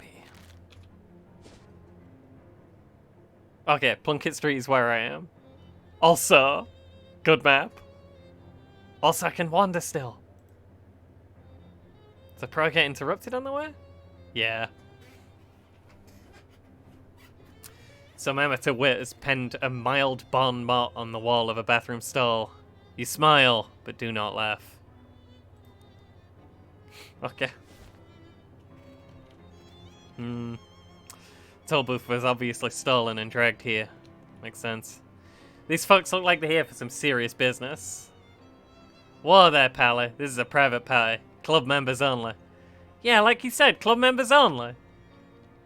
What kind of club is it? It's a fraternal order of people who bribed us more than we're earning as gate guards. Fop bum egg. Never heard of it. How do I join? What, you thick? I'd have thought it was obvious, pal. You give us meat. How much? 500. Yeah, 500 meat. Clancy, I told you to knock off that repeating business. How am I supposed to come up with that kind of meat? You could try panhandling with the other bums over in Goldthwaite Park. Where's that? Just north and west of here. You can't miss it. Yeah, you can't miss it. For the love of Mike Clancy, dry up. We can now go to Goldthwaite Park. Gabby takes a piece of candy out of her purse and tosses it in her mouth, then holds up the purse to you. Want one? Sure, thanks. Huh, your purse is just entirely filled with saltwater taffy. Yes, it's Gabby's favourite. I guess I did hear somewhere that goblins process sugar really effectively and don't need as many vitamins as humans. Haha, jealous? A little bit, yeah.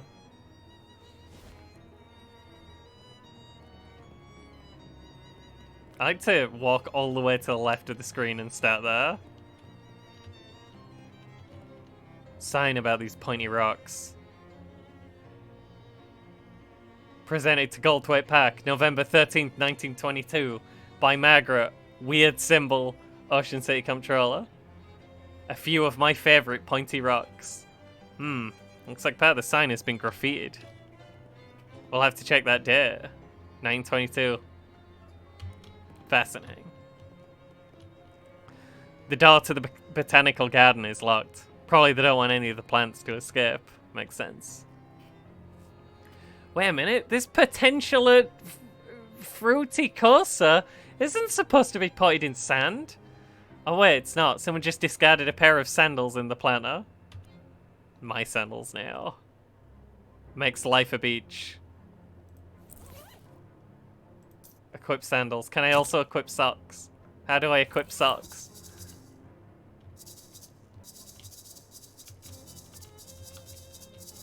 Never mind, the sandals are annoying. Unequip them.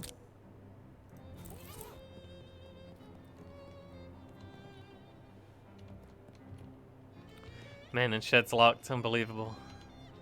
The statues are drenched in crap. Pat groundskeeper is inspecting a clipboard with the panicked paralysis of someone who has so much work to do that he can't do any of it. Hi there. Something wrong? Huh? Oh, sorry, pal. I don't want to seem rude, but I'm much too busy to chat. I'm stuck running this place by myself, and there's about a million things to do. Well, I could use a little extra pocket meat. How about I help out? That'd be great, except the new city regulations disallowing hiring random part-timers. Since this is a municipal park, only official governmental contractors are allowed to work here. There's a law against side quests? Why? Just to be a thorn in my side as far as I can tell. It's not like any of these tasks are dangerous or anything. You got kind of a cagey look on your face when you said that. Okay, well 2 of them are dangerous, but that isn't even half. And I submitted a request for help weeks ago and still haven't heard anything back. Well, you're in luck. Happen to be an official government contractor. That'd be terrific, but I am going to need some proof of that. What, you don't believe me? I'm her. I'll have you know I was recruited by Mr. Johnson himself. Who? Johnson, from Parks and Rec. Jeez, man, don't you know your own department? He'd be outright dismayed to hear. Oh, that Johnson. No, that's fine. No problems here. Great, what do you need me to do? Well, that depends on the kind of contractor you are.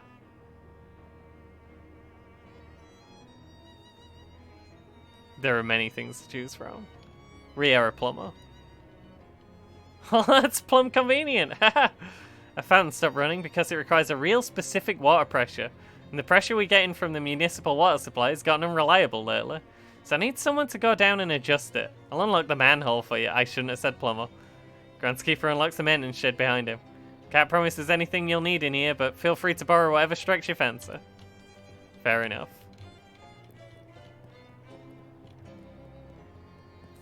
I should have said statue polisher. Back maintenance logs. They wouldn't be interesting even if you weren't just pretending to work here. Shelf full of various herbicides and weed-killing chemicals. Shelf laden with junk. Comfy hat lining. There is nothing that cannot be made more comfortable by the application of an inside-out rabbit. And a match. Plate of homemade cookies. Nice. There's more charm than one of those newfangled factory-made ones. It's a lockup, it's not locked. Maintenance overalls.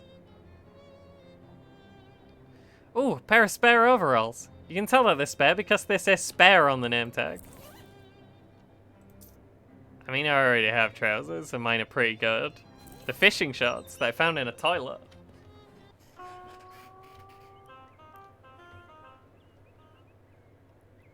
We're starting from the left again. You found it. The world's least remarkable rock. At last. It's bench here so people can sit and stare at that rock over there.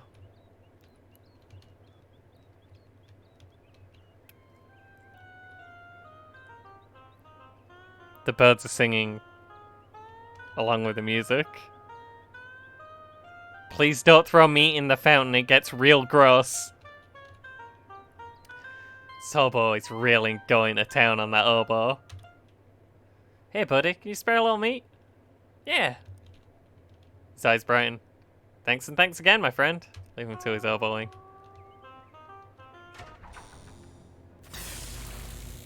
Hmm.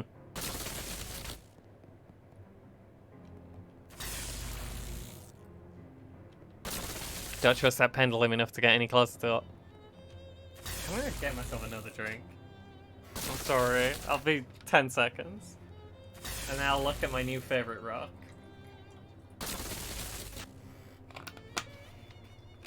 I think I need the one on the far left, just because that's the skill I picked.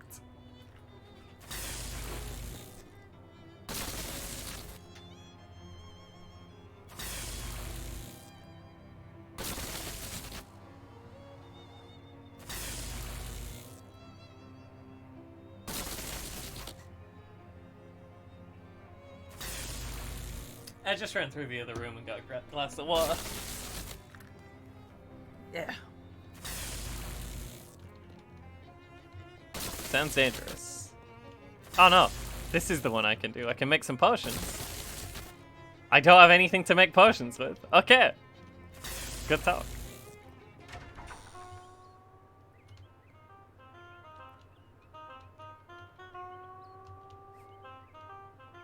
No fishing.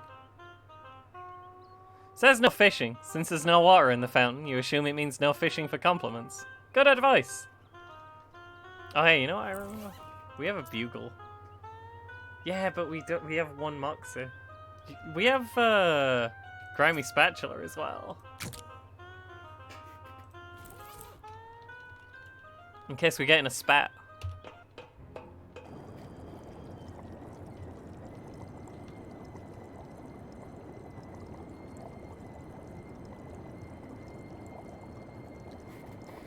Hi Spaghetti, how you doing? No, it says stop messing with these switches. The fountain does not work unless the pressure is exactly 40 gallons per minute.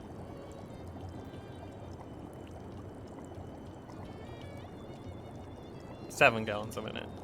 57 gallons a minute. 87 gallons. 22 gallons? This one's 15. This one's 30.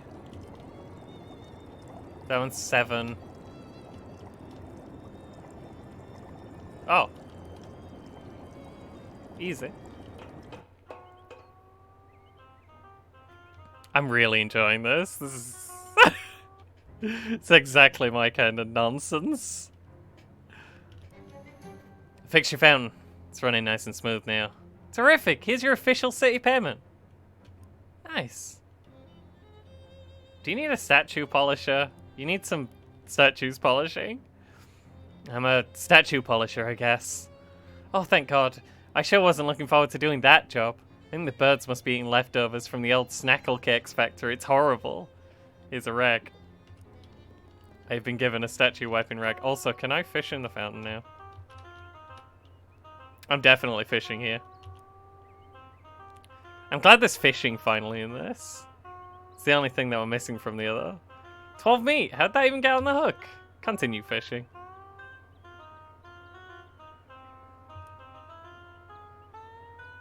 I feel like... oh, I caught all the meat.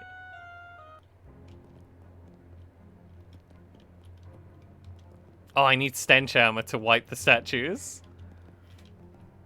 I think I have something. I possibly don't have something, but I can buy a gas map. Yeah, but we're trying not to...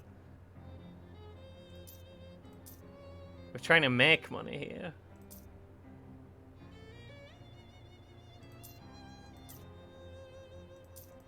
Hang on, I need to check all of my things.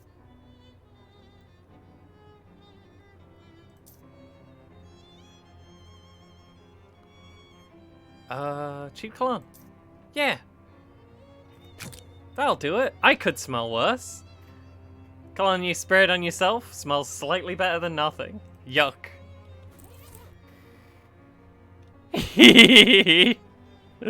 Baby, why are you trying to time out Silver? Grime splattered statue. There we go. Now you can get a good look at it. It says Corinthia Beckenbossel. Corinthia Beckenbossel, Mayor of Ocean City, 1805 to 1823. Remember that, just in case we need to look up something from that date. It's credited with putting Ocean City on the map by suggesting, maybe we should build a dock or something so boats can park here. Color Wars soldier. May the forces of the Red continue to dominate and refresh forevermore. Dedicated in 1919 by the National Color Association. Soldier of a new generation. Here's to all those brave boys in blue who took the ultimate challenge. Oh. Reference to the... Statue Hanshel's from Froto reference. And enhanced to drive away mice was gifted to Ocean City in 1902 by Hobart Buppet. Statue of an owl. Oh, of an owl skeleton, sorry. Hey, that's from the... Thanks for playing that bee now. That's from the previous game. Where you have to find a bunch of animal skeletons, and I think Hobart Buppet is from the first game. Statue of Daniel Ocean. Daniel Ocean founded Ocean City in 1770. And on his deathbed in 1804, requested that visitors to this monument only view the statue from the left, as he felt that was his better side. Nothing happens if I view it from the right, though. Tragic. Got those nasty statues clean. Thanks for the amazing opportunity.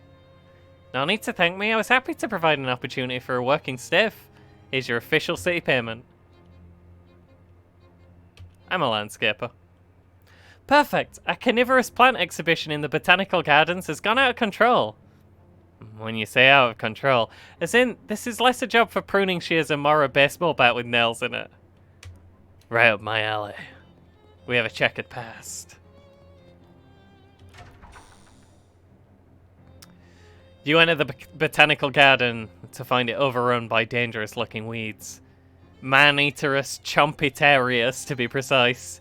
You know this detail because you minored in cryptobotany. That's the power of education. Why are you working here?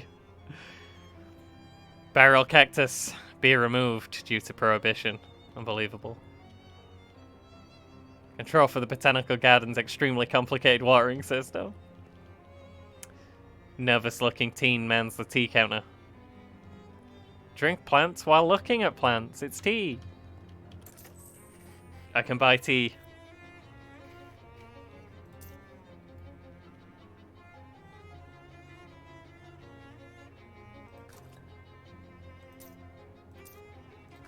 We'll just stock up on things. Northern palm tree, do not punch. Don't tell me what to do.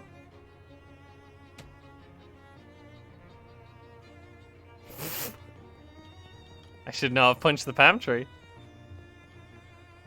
Plain sod leaf.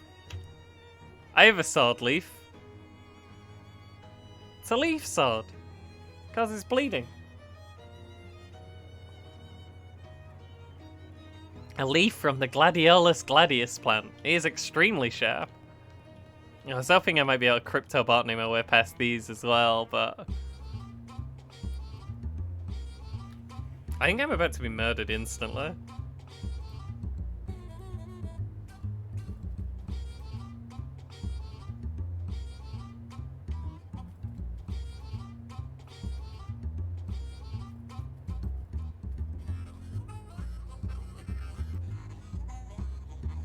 I'm gonna honk you. We're gonna use one of these cola grenades, I think. On you. Okay. So that didn't work.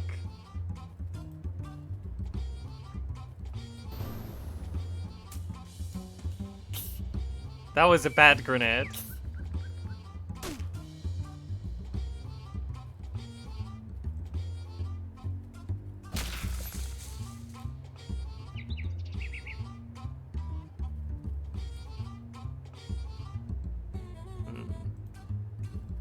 This one's the worst one.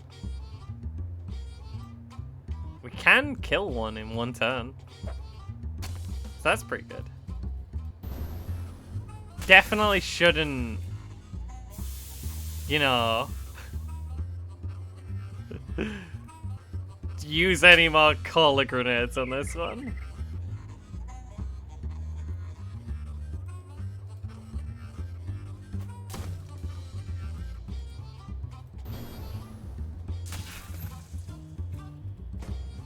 It's just that easy. I've successfully weeded the botanical garden. Wetlands Nasty Bramble, donated by patron with no regard for the safety of the staff. Joshua Tree, named for its discoverer, David E. Tree. Eyegrass, avoid prolonged eye contact. Highland Bone Bush, we are beginning to believe that this specimen was donated as a joke.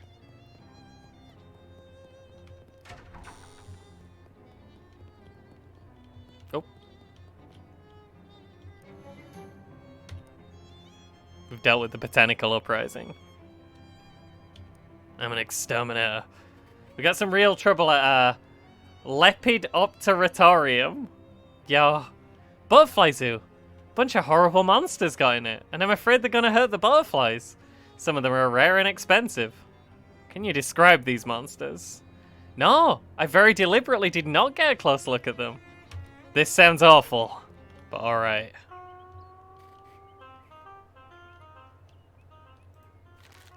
Can I have things?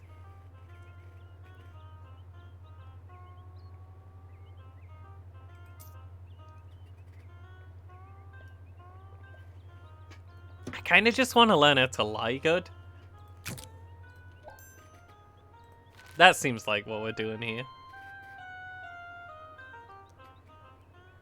This is where the butterflies live. Oh. Oh no. It's a cricket. Cricket is messing with the water in the bird bath. And there's two of him also. Hey, guy. Why do you like this? The throwing rocks strategy seems to be working pretty good.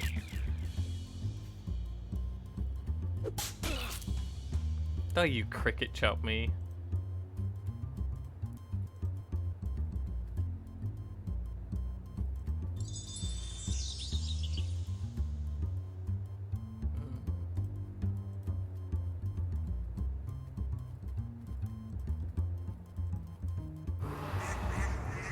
Let's try one of those cola grenades.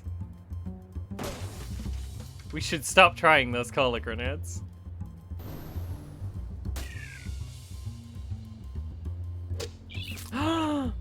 Punched my pet.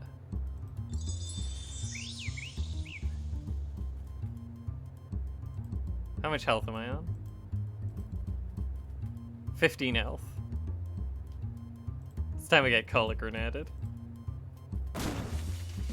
You know what? I'm gonna just say those are bad cola grenades.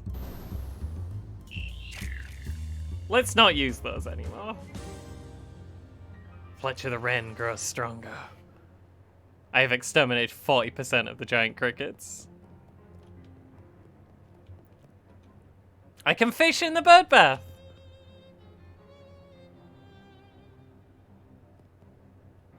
Nasty goo! Stuff is so gross that it makes you want to throw it at somebody just so it won't be on you anymore. Gonna avoid careful consideration of this object. A bench for sitting on while bugs land on you. Must be where the butterflies sleep and dream that they are Zhuangzhu. No idea.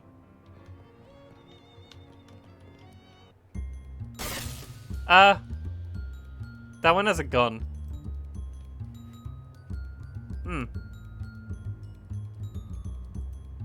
Hey, guy, catch.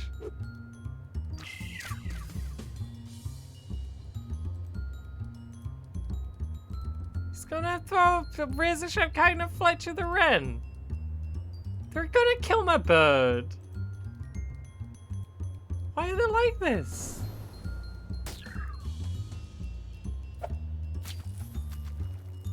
You hate to see it.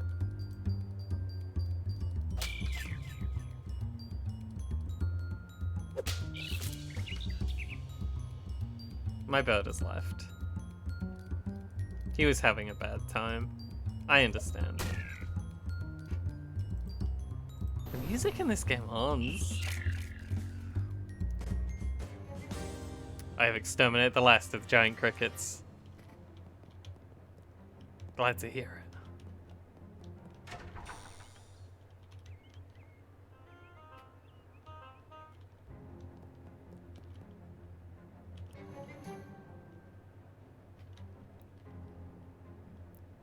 Got rid of the gross monsters in the Lepiduta Bupium.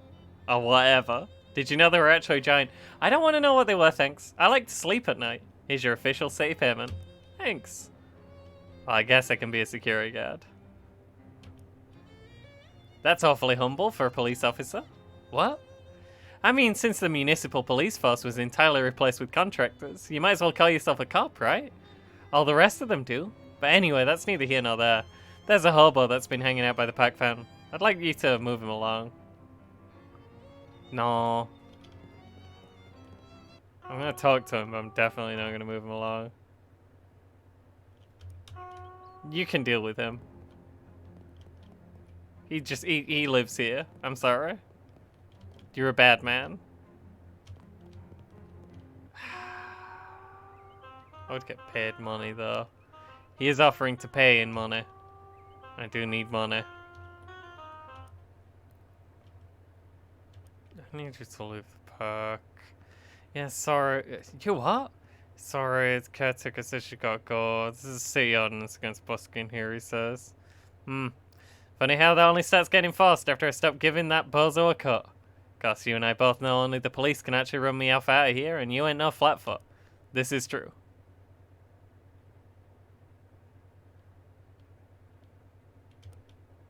Come here with you a while. Oh, shucks, friend. I suppose I owe you a favor anyhow, so don't worry about it. I can find somewhere else to honk this horn. People come running wild when he plays this horn. Great, thanks. Well, you see, he'll find somewhere else. You're a nice lad. Did you beat him up? What? No. Are you sure you're a cop? Just kidding. He is your official safe haven. Groundskeeper smiles at you. Thanks for all the help, Goldthwait. Goldthwait Pack's looking ship shape. Thanks to you. Here, take this for your trouble. It's been in the lost and found for years. If whoever lost it was going to find it, they'd have found it by now. Nice! This ring is so nice that it makes everybody within a 10-foot radius of it seem more powerful. I still don't have enough money. I do have some debts to check. As you walk in, Gabby strikes up a conversation. So, you are new in Ocean City? Your first time at it? That's right, yeah. What things have you got of it? Well, to be honest with you, it seems a little run down. Yes, Gabby understands you. It was much nicer before an economy happened. Lots of people, very excitement. Oh, have you seen the boardwalk yet? It's like a cat wearing pajamas. What? It has games there, and a future teller. Well, that does sound like a cat wearing pajamas. We'll check that out in a minute. I've got some dates, and I love looking at dates. There's one thing about me. But first, I'm gonna run to the loo, because I need to pee now.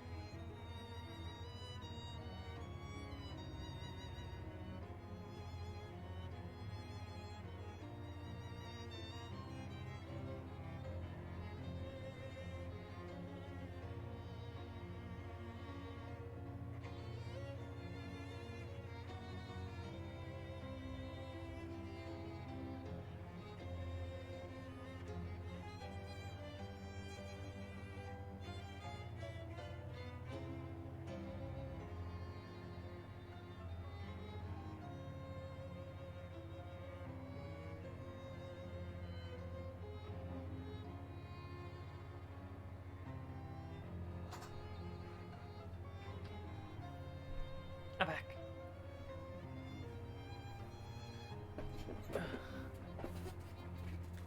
I don't like that this one don't have a colorblind mode. The last one did.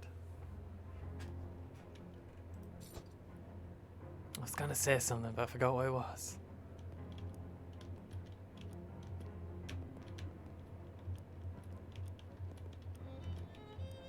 Thought I had dates. November 13th, 1922. This morning, a new sculpture was revealed in Goldthwaite Park, donated by Ocean City Comptroller Margaret Smudge. The sculpture, which consists of 5 jagged pointed rocks arranged in a rough circle on small concrete plinths, has been variously described as avant-garde, thrillingly pointy, and fine, I guess. Wait, are you writing this down? Hi, Mom, by interested onlookers. Okay, apparently I can't look at, like, the date people were born and died and things. It's not what we're doing here. Let's go see that cat wearing pajamas. A hobo nods pleasantly as he passes and tips his bad hat to you. Howdy, friend. My name's Zaxxon Clinton. I ain't been able to find work in town. Any chance you could spare 6 meats so I can buy some caviar? I'd be real grateful. Caviar, not just, say, a sandwich? Well, aim high, I figure. I don't know what I'd call 6 meat caviar. But isn't aiming high. Here you go. Please be careful. Thanks to you, friend. You're a real good egg. No problem.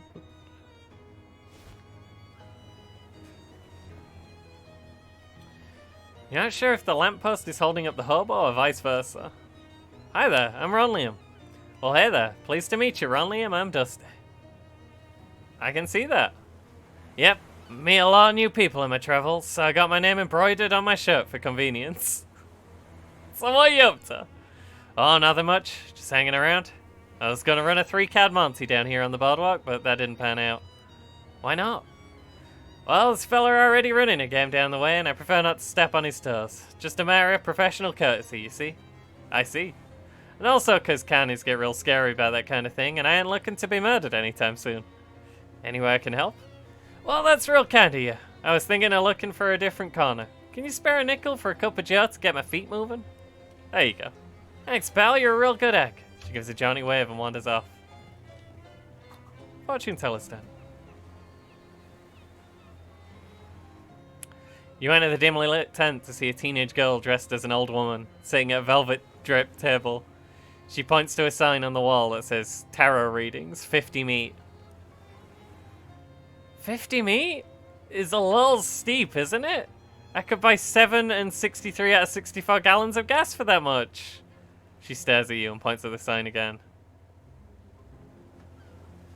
Kind of want a tarot reading. But I need to keep my money. I need that.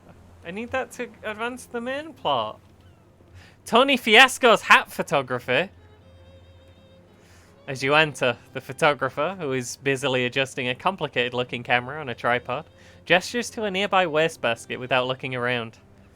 If it's more bills, there's my inbox. Hello?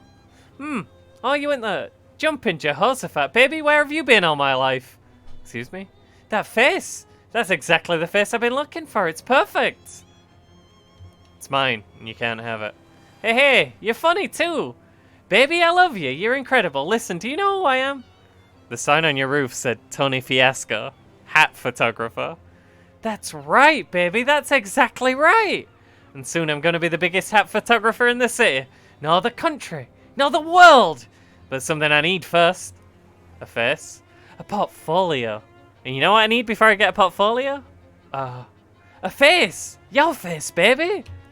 Well, don't say no. Don't you dare say no, baby. Listen, it's easy. All you gotta do is stroll in here wearing a hat. And all I gotta do is take a photograph of that hat, and then we're both gonna be rich. Rich? Rich! Me with my portfolio and you with that 30 meat, I'm gonna pay you for every picture. Oh, well, gotta be different hats, though. Gotta be a different hat every time. I can't pay you nothing for the same hat twice, got it? Okay, how about this hat? Why is that? An uncursed fedora? Perfect, I love it. Here's your meat, baby. Spend it in good health and come back soon, okay? How many hats do I own? I got the coconut that landed on me. I don't remember where I got it.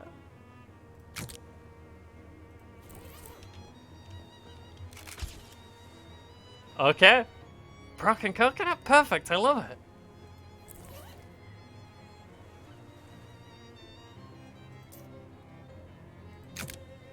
Tony Fiasco, kinda good. I hope his hat photography does well.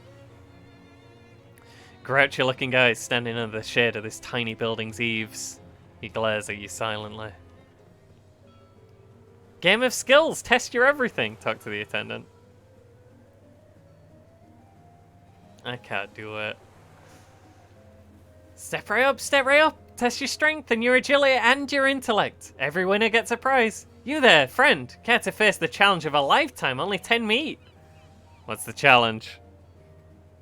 I do love hats. And stacking hats? Maybe we could stack some hats for him. I like to start newcomers off with something relatively easy. All you have to do is guess my age, throw a dart to pop a balloon, and drive a nail into this board with one swing of a hammer. At the same time? That's right! Care to try it? No, not right now. Well, not with that attitude you want. What? Privatized healthcare station. What's for sale? Cotton candy. Flu is the best medicine. This book was published by the International Association of Flautists who are not doctors and should be absolutely not taken as actual medical advice. Should absolutely not be taken as medical advice. Gauze turban. Good hat to wear if you're planning on sustaining a scalp injury. Tuba sunscreen. That could come in handy. Kind of want to learn flute music is the best medicine. From the Association of Flautists who are not doctors and should absolutely not be taken as actual medical advice. But I need the money. Fishing. It's a long pier, but you don't want to take an even longer walk off it.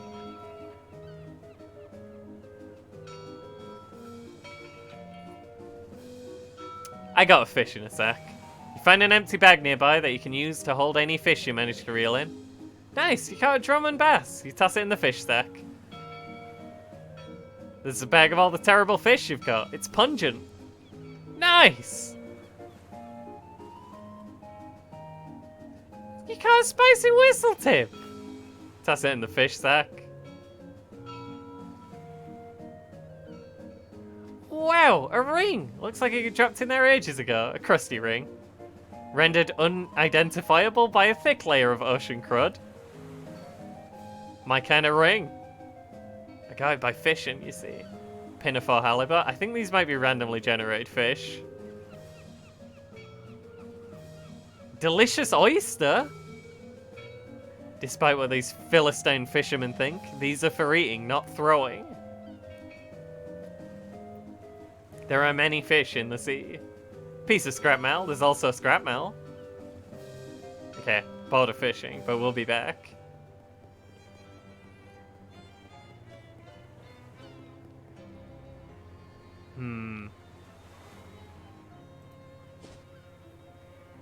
You know what? Maybe we can get some meat off now we know about crimes. Hear the ringing of cathedral bells and turn to see their source. Unsurprisingly, it's a cathedral. Unless you're just naturally surprised by cathedrals. They're so big and pointy and could be hiding around any corner.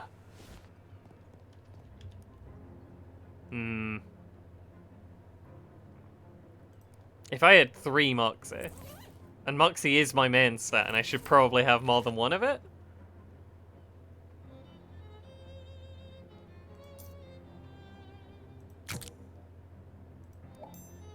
We can get to 3 Moxie easy.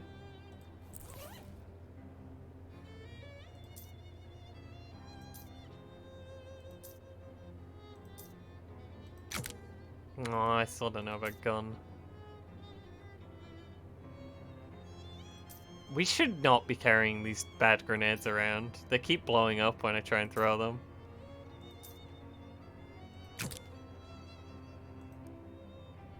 Minty. Drink the tea. These astringent mint oils dissolve all the bacteria that used to live in your mouth. My breath is extremely fresh.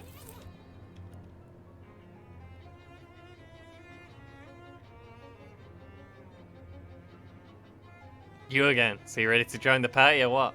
Yeah, you ready to join the party, huh? Clancy, quit or I'm gonna slug you one right in the mush. Looks like I'm a little light. Would you take 300? Well, alright, that sounds pretty fair. Thanks and welcome to the club. Yeah, welcome! Thanks, I guess. Here's your membership ring. He hands you a ring, and the whole group of mobsters wander off, divvying up your meat as they go. You got an item. Fop Bumeg ring.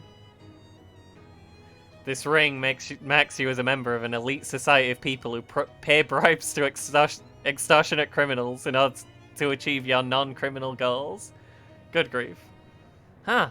The organization is actually real. Fop Bumeg.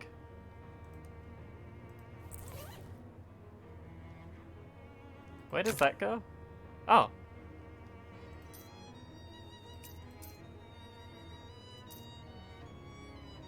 Just checking. I forgot we still had the haunted duck call. Which I can honk at enemies to reduce their stats once per fight.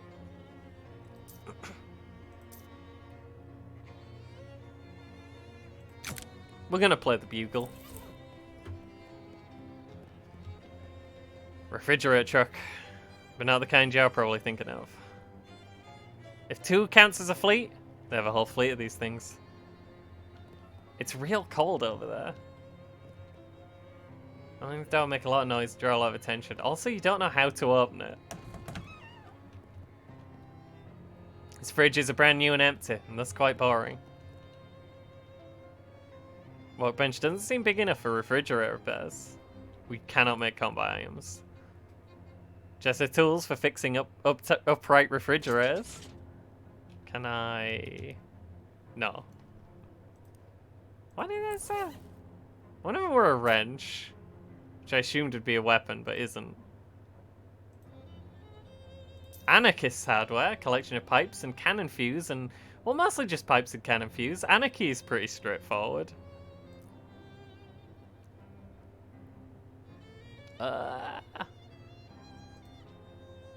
Disposable ratchet. Increase an ally stats with a ratchet or reduce an enemy stats. Greatest trick the marking department of Black & Decker ever pulled was convincing people these were single use. Horrible. Crane controls locked from the inside. Somebody's gonna be in big trouble. Looks like something's going down over there. It's all there, all 40 cases? It's all there, Gluck, and you meet? Mr. Poindexter, what are you doing here? Surprise inspection. Curious. What the heck?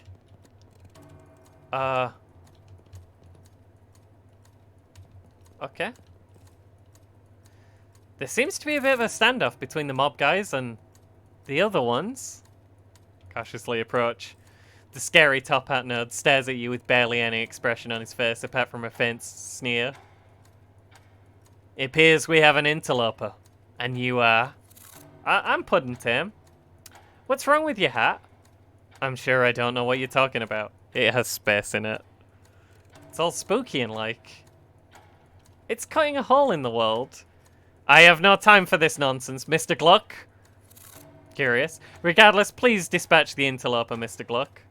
Uh-oh. The top hat guy gives a taut nod, then leaves the same way he came in. In a horrible, weird spiral of negative space. The weird shadow monster that was once a person turns to face you. Hello. Shadows begin to gather around him. Abstract, menacing shapes. Can we use this? You reach the controls through the broken window.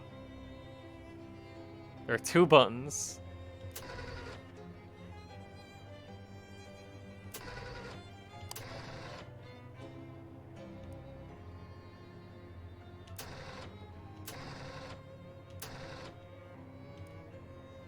Pretty sure the red button opens the jaws of the crane, and that Gluck guy, that thing, well, he's right underneath it. You definitely want to press it. No way I'm taking the heat for this. Let's skedaddle. This skedaddled. There's very little left of this poor fella. He's got a pocket watch clutched in one hand and some business matters clutched in another. Neither of those hands is attached to an arm anymore. Deed to the speakeasy? Do I own the speakeasy now? You take a quick look at that deed. This must have been Oliver Gluck, the owner of the speakeasy. This booze looks dangerous. Also appears to be tainted with some kind of sinister magical energy. Ah, this fridge is plugged in. Little note on it says, experimental, not for lunches. The fridge has been fitted with an experimental automatic ice cube maker. Unfortunately, it's made one single gigantic ice cube that fills the entire fridge. Guess if you ever need a block of ice as big as you, here's where you can get it. You don't have to leave the building. Okay. I can just do that. I want to uncurse that before we check out this place. I liked the previous uncursing scene, and I want to do another one. Two goblins wearing shorts with suspenders and carrying, you know, those things, those marching band things. They're like an upright harp, except instead of strings, they have metal xylophone bars. Those things. Anyway, these goblins are carrying those, and they interrupt you. Hi, hello. Hi, what's up? You are intruding on the territory of the Glocklins Inn. Am I? I don't know what a Glocklin is. We are Glocklins, we both. We are the toughest all-street gangs in Ocean City. But think about it. I guess you do look pretty tough. That's true, we do it. Your, xylophones are pretty cool. What? Xylophones? These are glockenspiels. That is what we have. Oh, Glocklins. I get it now. I am so outraged over you. I think we shall a mugging do. Mugging, huh? Alright, give me your wallet. But I thought it would be vice versa. You give us your wallet. My wallet? Why would I give you my wallet when you're the ones who were insulted? That makes a lot of sense. Very good. Here is my wallet. And I have ein Glockenbrot. Small loaf of dark bread made by Glockenspiel-obsessed goblins. Let's hope their single-mindedness doesn't make them really terrible at baking. Great. Fine mugging all around. Well done. You all shake hands and the goblins stroll away happily playing their sprightly jingly music on their glockenspiels. We'll do a quick uncursing and then I think it's I kind of want to go to the speakeasy too. Let me go to the speakeasy, because I own the speakeasy now. It's my speakeasy.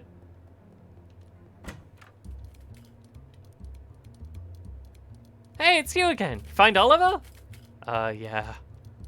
Don't like the sound of that. Oliver is gone.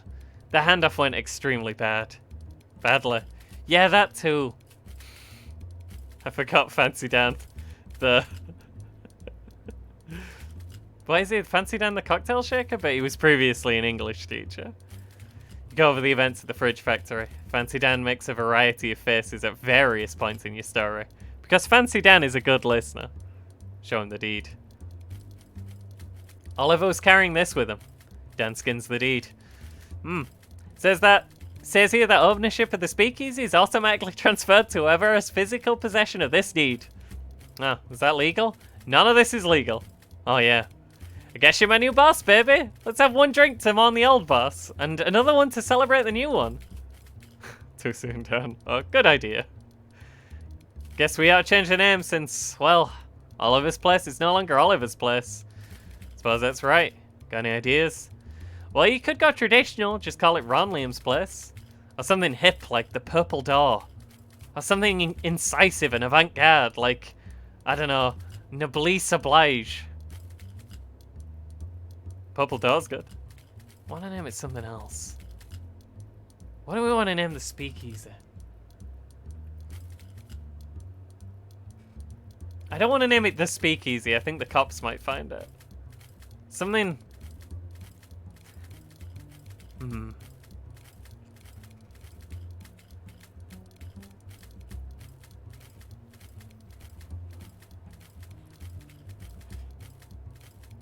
Talk hard? Is that what I should call it? Or is it just because I'm slurring my words a bit? I got a bit of the mush mouth right now.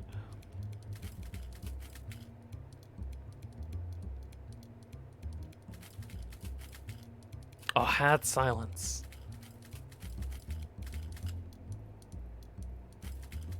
We can't say we sell booze here.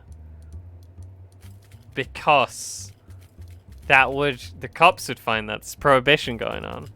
Ah, I see. The opposite of speakeasy. They'd never suspect that. Talk hard or hard silence. What we can do is we need a cover story, right? If the cops come in, what do we say? Why are there all these people with mugs here? Well, this is Mug Hut, sir. This is where you get your mug.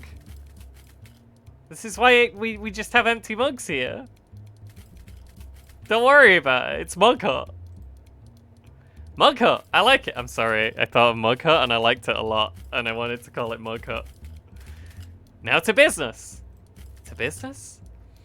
We make the beer in-house, so that's safe. But we're out of everything else. And based on your story, I'd say the stuff at the factory isn't safe to use. Yeah. If you can find booze or mixers or garnishes, bring it back here. Any idea where I get started with that? No, but you might want to check Dan a bit. Dan points at the milky-eyed sot at the table by the wall. He doesn't see very well, but he's got a nose for news and a sixth sense for booze. You might know where you can find what you're looking for. Thanks. Coming to a mall near you, it's Mug Hut. Hey Dan, your spittoon is kind of inconvenient. Nah, baby, that spittoon ain't for spitting in. That's gone out of style now that mass-produced cigarettes are readily available anyway. No, that's a bona fide historical artifact. What, really? That's right. Belonged to a famous adventurer from Frisco just before the turn of the century. Really? Who? Well, nobody's exactly sure. A lot of people think it belonged to Funferdink. It's a strong theory because if there's one thing we know about that cat, it's that he loved spittoons. Other people say it belonged to a fella by the name of Thernleon. And a whole lot of other people claim it belonged to a whole lot of other people. But there's one thing we know for sure about that spittoon. Whoever it was, didn't use it for spitting into. They wore it as a hat. What? Ugh, gross. Right. They sure got into some weird stuff back then. Yeah, no kidding. I think that's like popular streamers who played the first game. I think the second one was Northern Lion. I don't know who the first one was.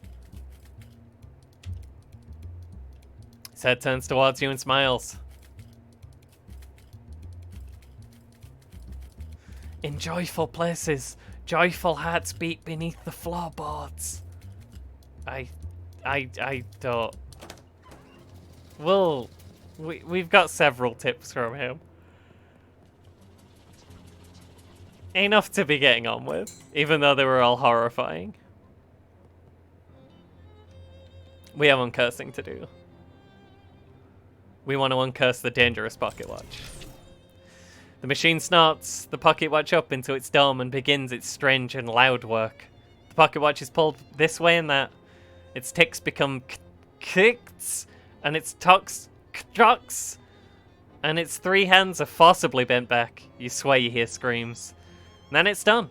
The watch falls onto your lap. Hands now set to 18:03:18. You got an item. Uncursed pocket watch. 6:03. Okay. Watch's curse now resides within the machine. Want to project your consciousness into it? Oh, that's pretty good. I'll equip that. And it's free of the taint of that shadow energy. It's just a boring regular watch. If you think about it though, being on time for things is kinda like a magic power. In your mind's eye, you see the hands of a pocket watch spin back on themselves with jittery violence. With each revolution, the face of the watch itself expands until it's larger than you, and the building, and the street. Your whole world lives in a blur of fast-running hands. in which you see life go by in reverse time. Submarines turn to longships, cities to stone dwellings, cowboys to courtesans. You are traveling faster and faster to the beginning of time itself, and there's no telling when this ride will end. Hold on tight. I am a dinosaur, in exactly the same place I was before. Should we eat Charles? We definitely shouldn't eat the cat. I mean, we could eat Charles. Rah! Hey, easy does it, baby. We're all hungry. Please help. I am a dinosaur. Nah, grah! Yeah, baby, yeah. Maybe eat means pet. Pet might mean scare the cat. Jessica looks pretty busy. We should eat Jessica. What strangeness afflicts thee? Never mind, for the sun transits the horizon, and I grow ever the more in need of thy assistance. Understand, whilst you sleep under this roof, thou art my lodger, and a signature on this paperwork is by me required. When did you start talking like this? A provocative remark, friend, and by thee well made. Interesting. Gabby nods at you cheerfully. Eat Gabby. Whoa there, hoss. What's got y'all horns and rails? Been dipping into the nose paint again? Hey, Gabby, I'm a dinosaur. Oof. Oopa. Pee-poo. I'm the quickest draw in the West. Sure enough.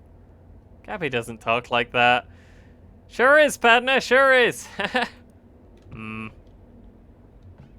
Sayonara, boss. 10 dexterity? With those two salad forks? No, you lack the opposable thumbs necessary to turn it on up. You're completely contained in here unless you figure out how to open doors. I don't know anything about dexterity. I'm a dinosaur. Can I break the door? You slap your prehistoric tummy against the wood, but it doesn't even make a dent. Maybe that's why the dinosaurs went extinct. Couldn't open doors. Rawr. To do. Open a door. Eat cat. A cat had to list because I don't have enough dexterity. I need to learn how to use tiny dinosaur hands. Unstitch the rug. 200 dexterity. Do I have any messages? There's a note for you. Dinosaur. No phone number. Eat the phone. I have eaten the phone. Baby is also making dinosaur noises. Ooh, I can eat the chessboard. Cosmic battle between light and dark. Church and horse. Radio isn't tuned to a station. Charles, help. I'm a dinosaur. Real groovy pocket what you got there, Ron Liam. I like the way it tick, tick, ticks. You understand me? No. A lot of power in that timepiece. A lot of power. Would you make me a promise, baby? Would you promise not to throw that power away? A lot of good can be done with that groovy power, baby. Can you open the door for me? Ah, what's that? Greta Garbold? Yeah, let's do it, man. Groovy, baby. Absolutely smashing. Shake on it, baby. Hold out his hand. I don't have enough dexterity. I can't shake his hand because my hands are stupid. Whilst thou tarry, good lodger, in the absence of thy John Hancock on my paperwork grows ever more urgent. Thy signature, if it pleases thee. Can you open doors for me? Curious indeed, for I do not believe those doors to be locked. Well, what do I know? And thou wilt find in thy telephone table thither a key to satisfy thy need. I can't open the drawer. I can't do anything. My hands are real dumb. Howdy, Ron Liam? What you chewing on? Stuff for me, same as always. Can you open the door for me? Oh, I don't know. Never had a head for puzzles, Ron Liam. That's got me right, funkified.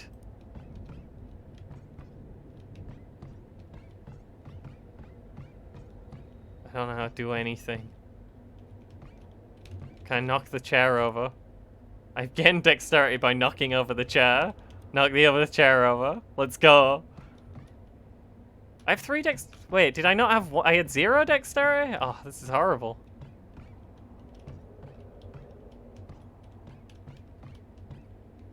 Can I knock over the table as well? Absolutely!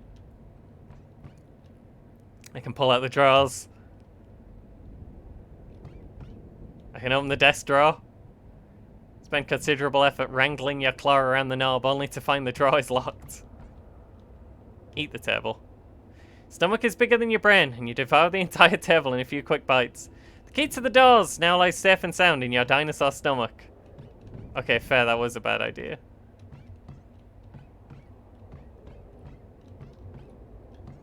But consider the following. I don't know what the following was. Just consider it. Can I do anything else? I think I might have run out of things. I've tried really hard to eat the cat, but it's just not panning out. I can't open any of the doors. Can I eat this man? I can shake hands with him now! Solid, strong handshake. I'm up to 6 dexterity. Can't relate to most of the books they have here, but there's one travelogue by a diplodocus that proves moderately diverting.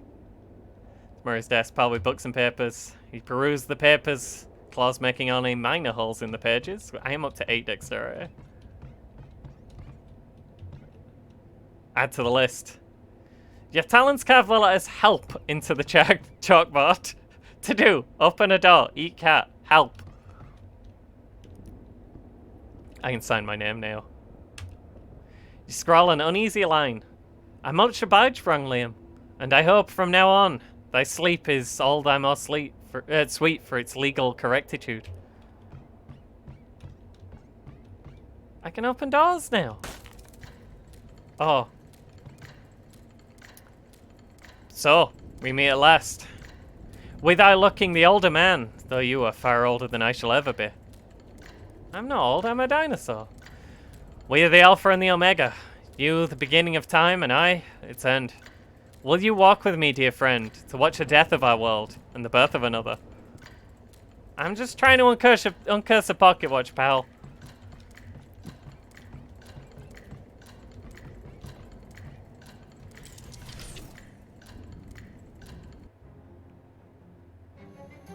Hey! I uncursed the thing. Tick, tick, tick. The hands of the uncursed pocket watch beat on. Boats with the current, borne correctly into the future.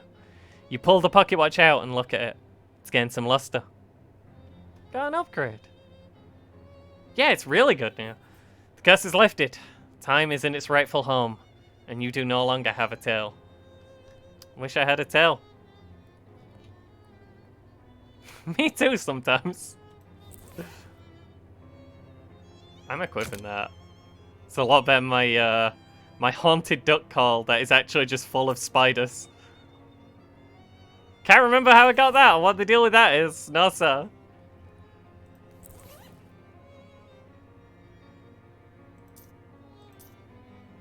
I do think that is gonna call it for now. We have had a wild adventure.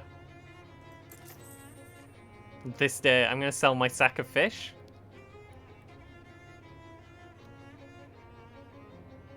First, I have to find my sack of fish. I still want to read the handgun's tale. What if all of these things are incredibly useful later? Expired salsa. Oh, hey, I have news about your horrible grenades. They're bad. Do I have to throw all of them to be able to tell him that they're bad? I want to talk to you about the dubious grenades. I'm still working on it! Do I have to check if every one of them explodes?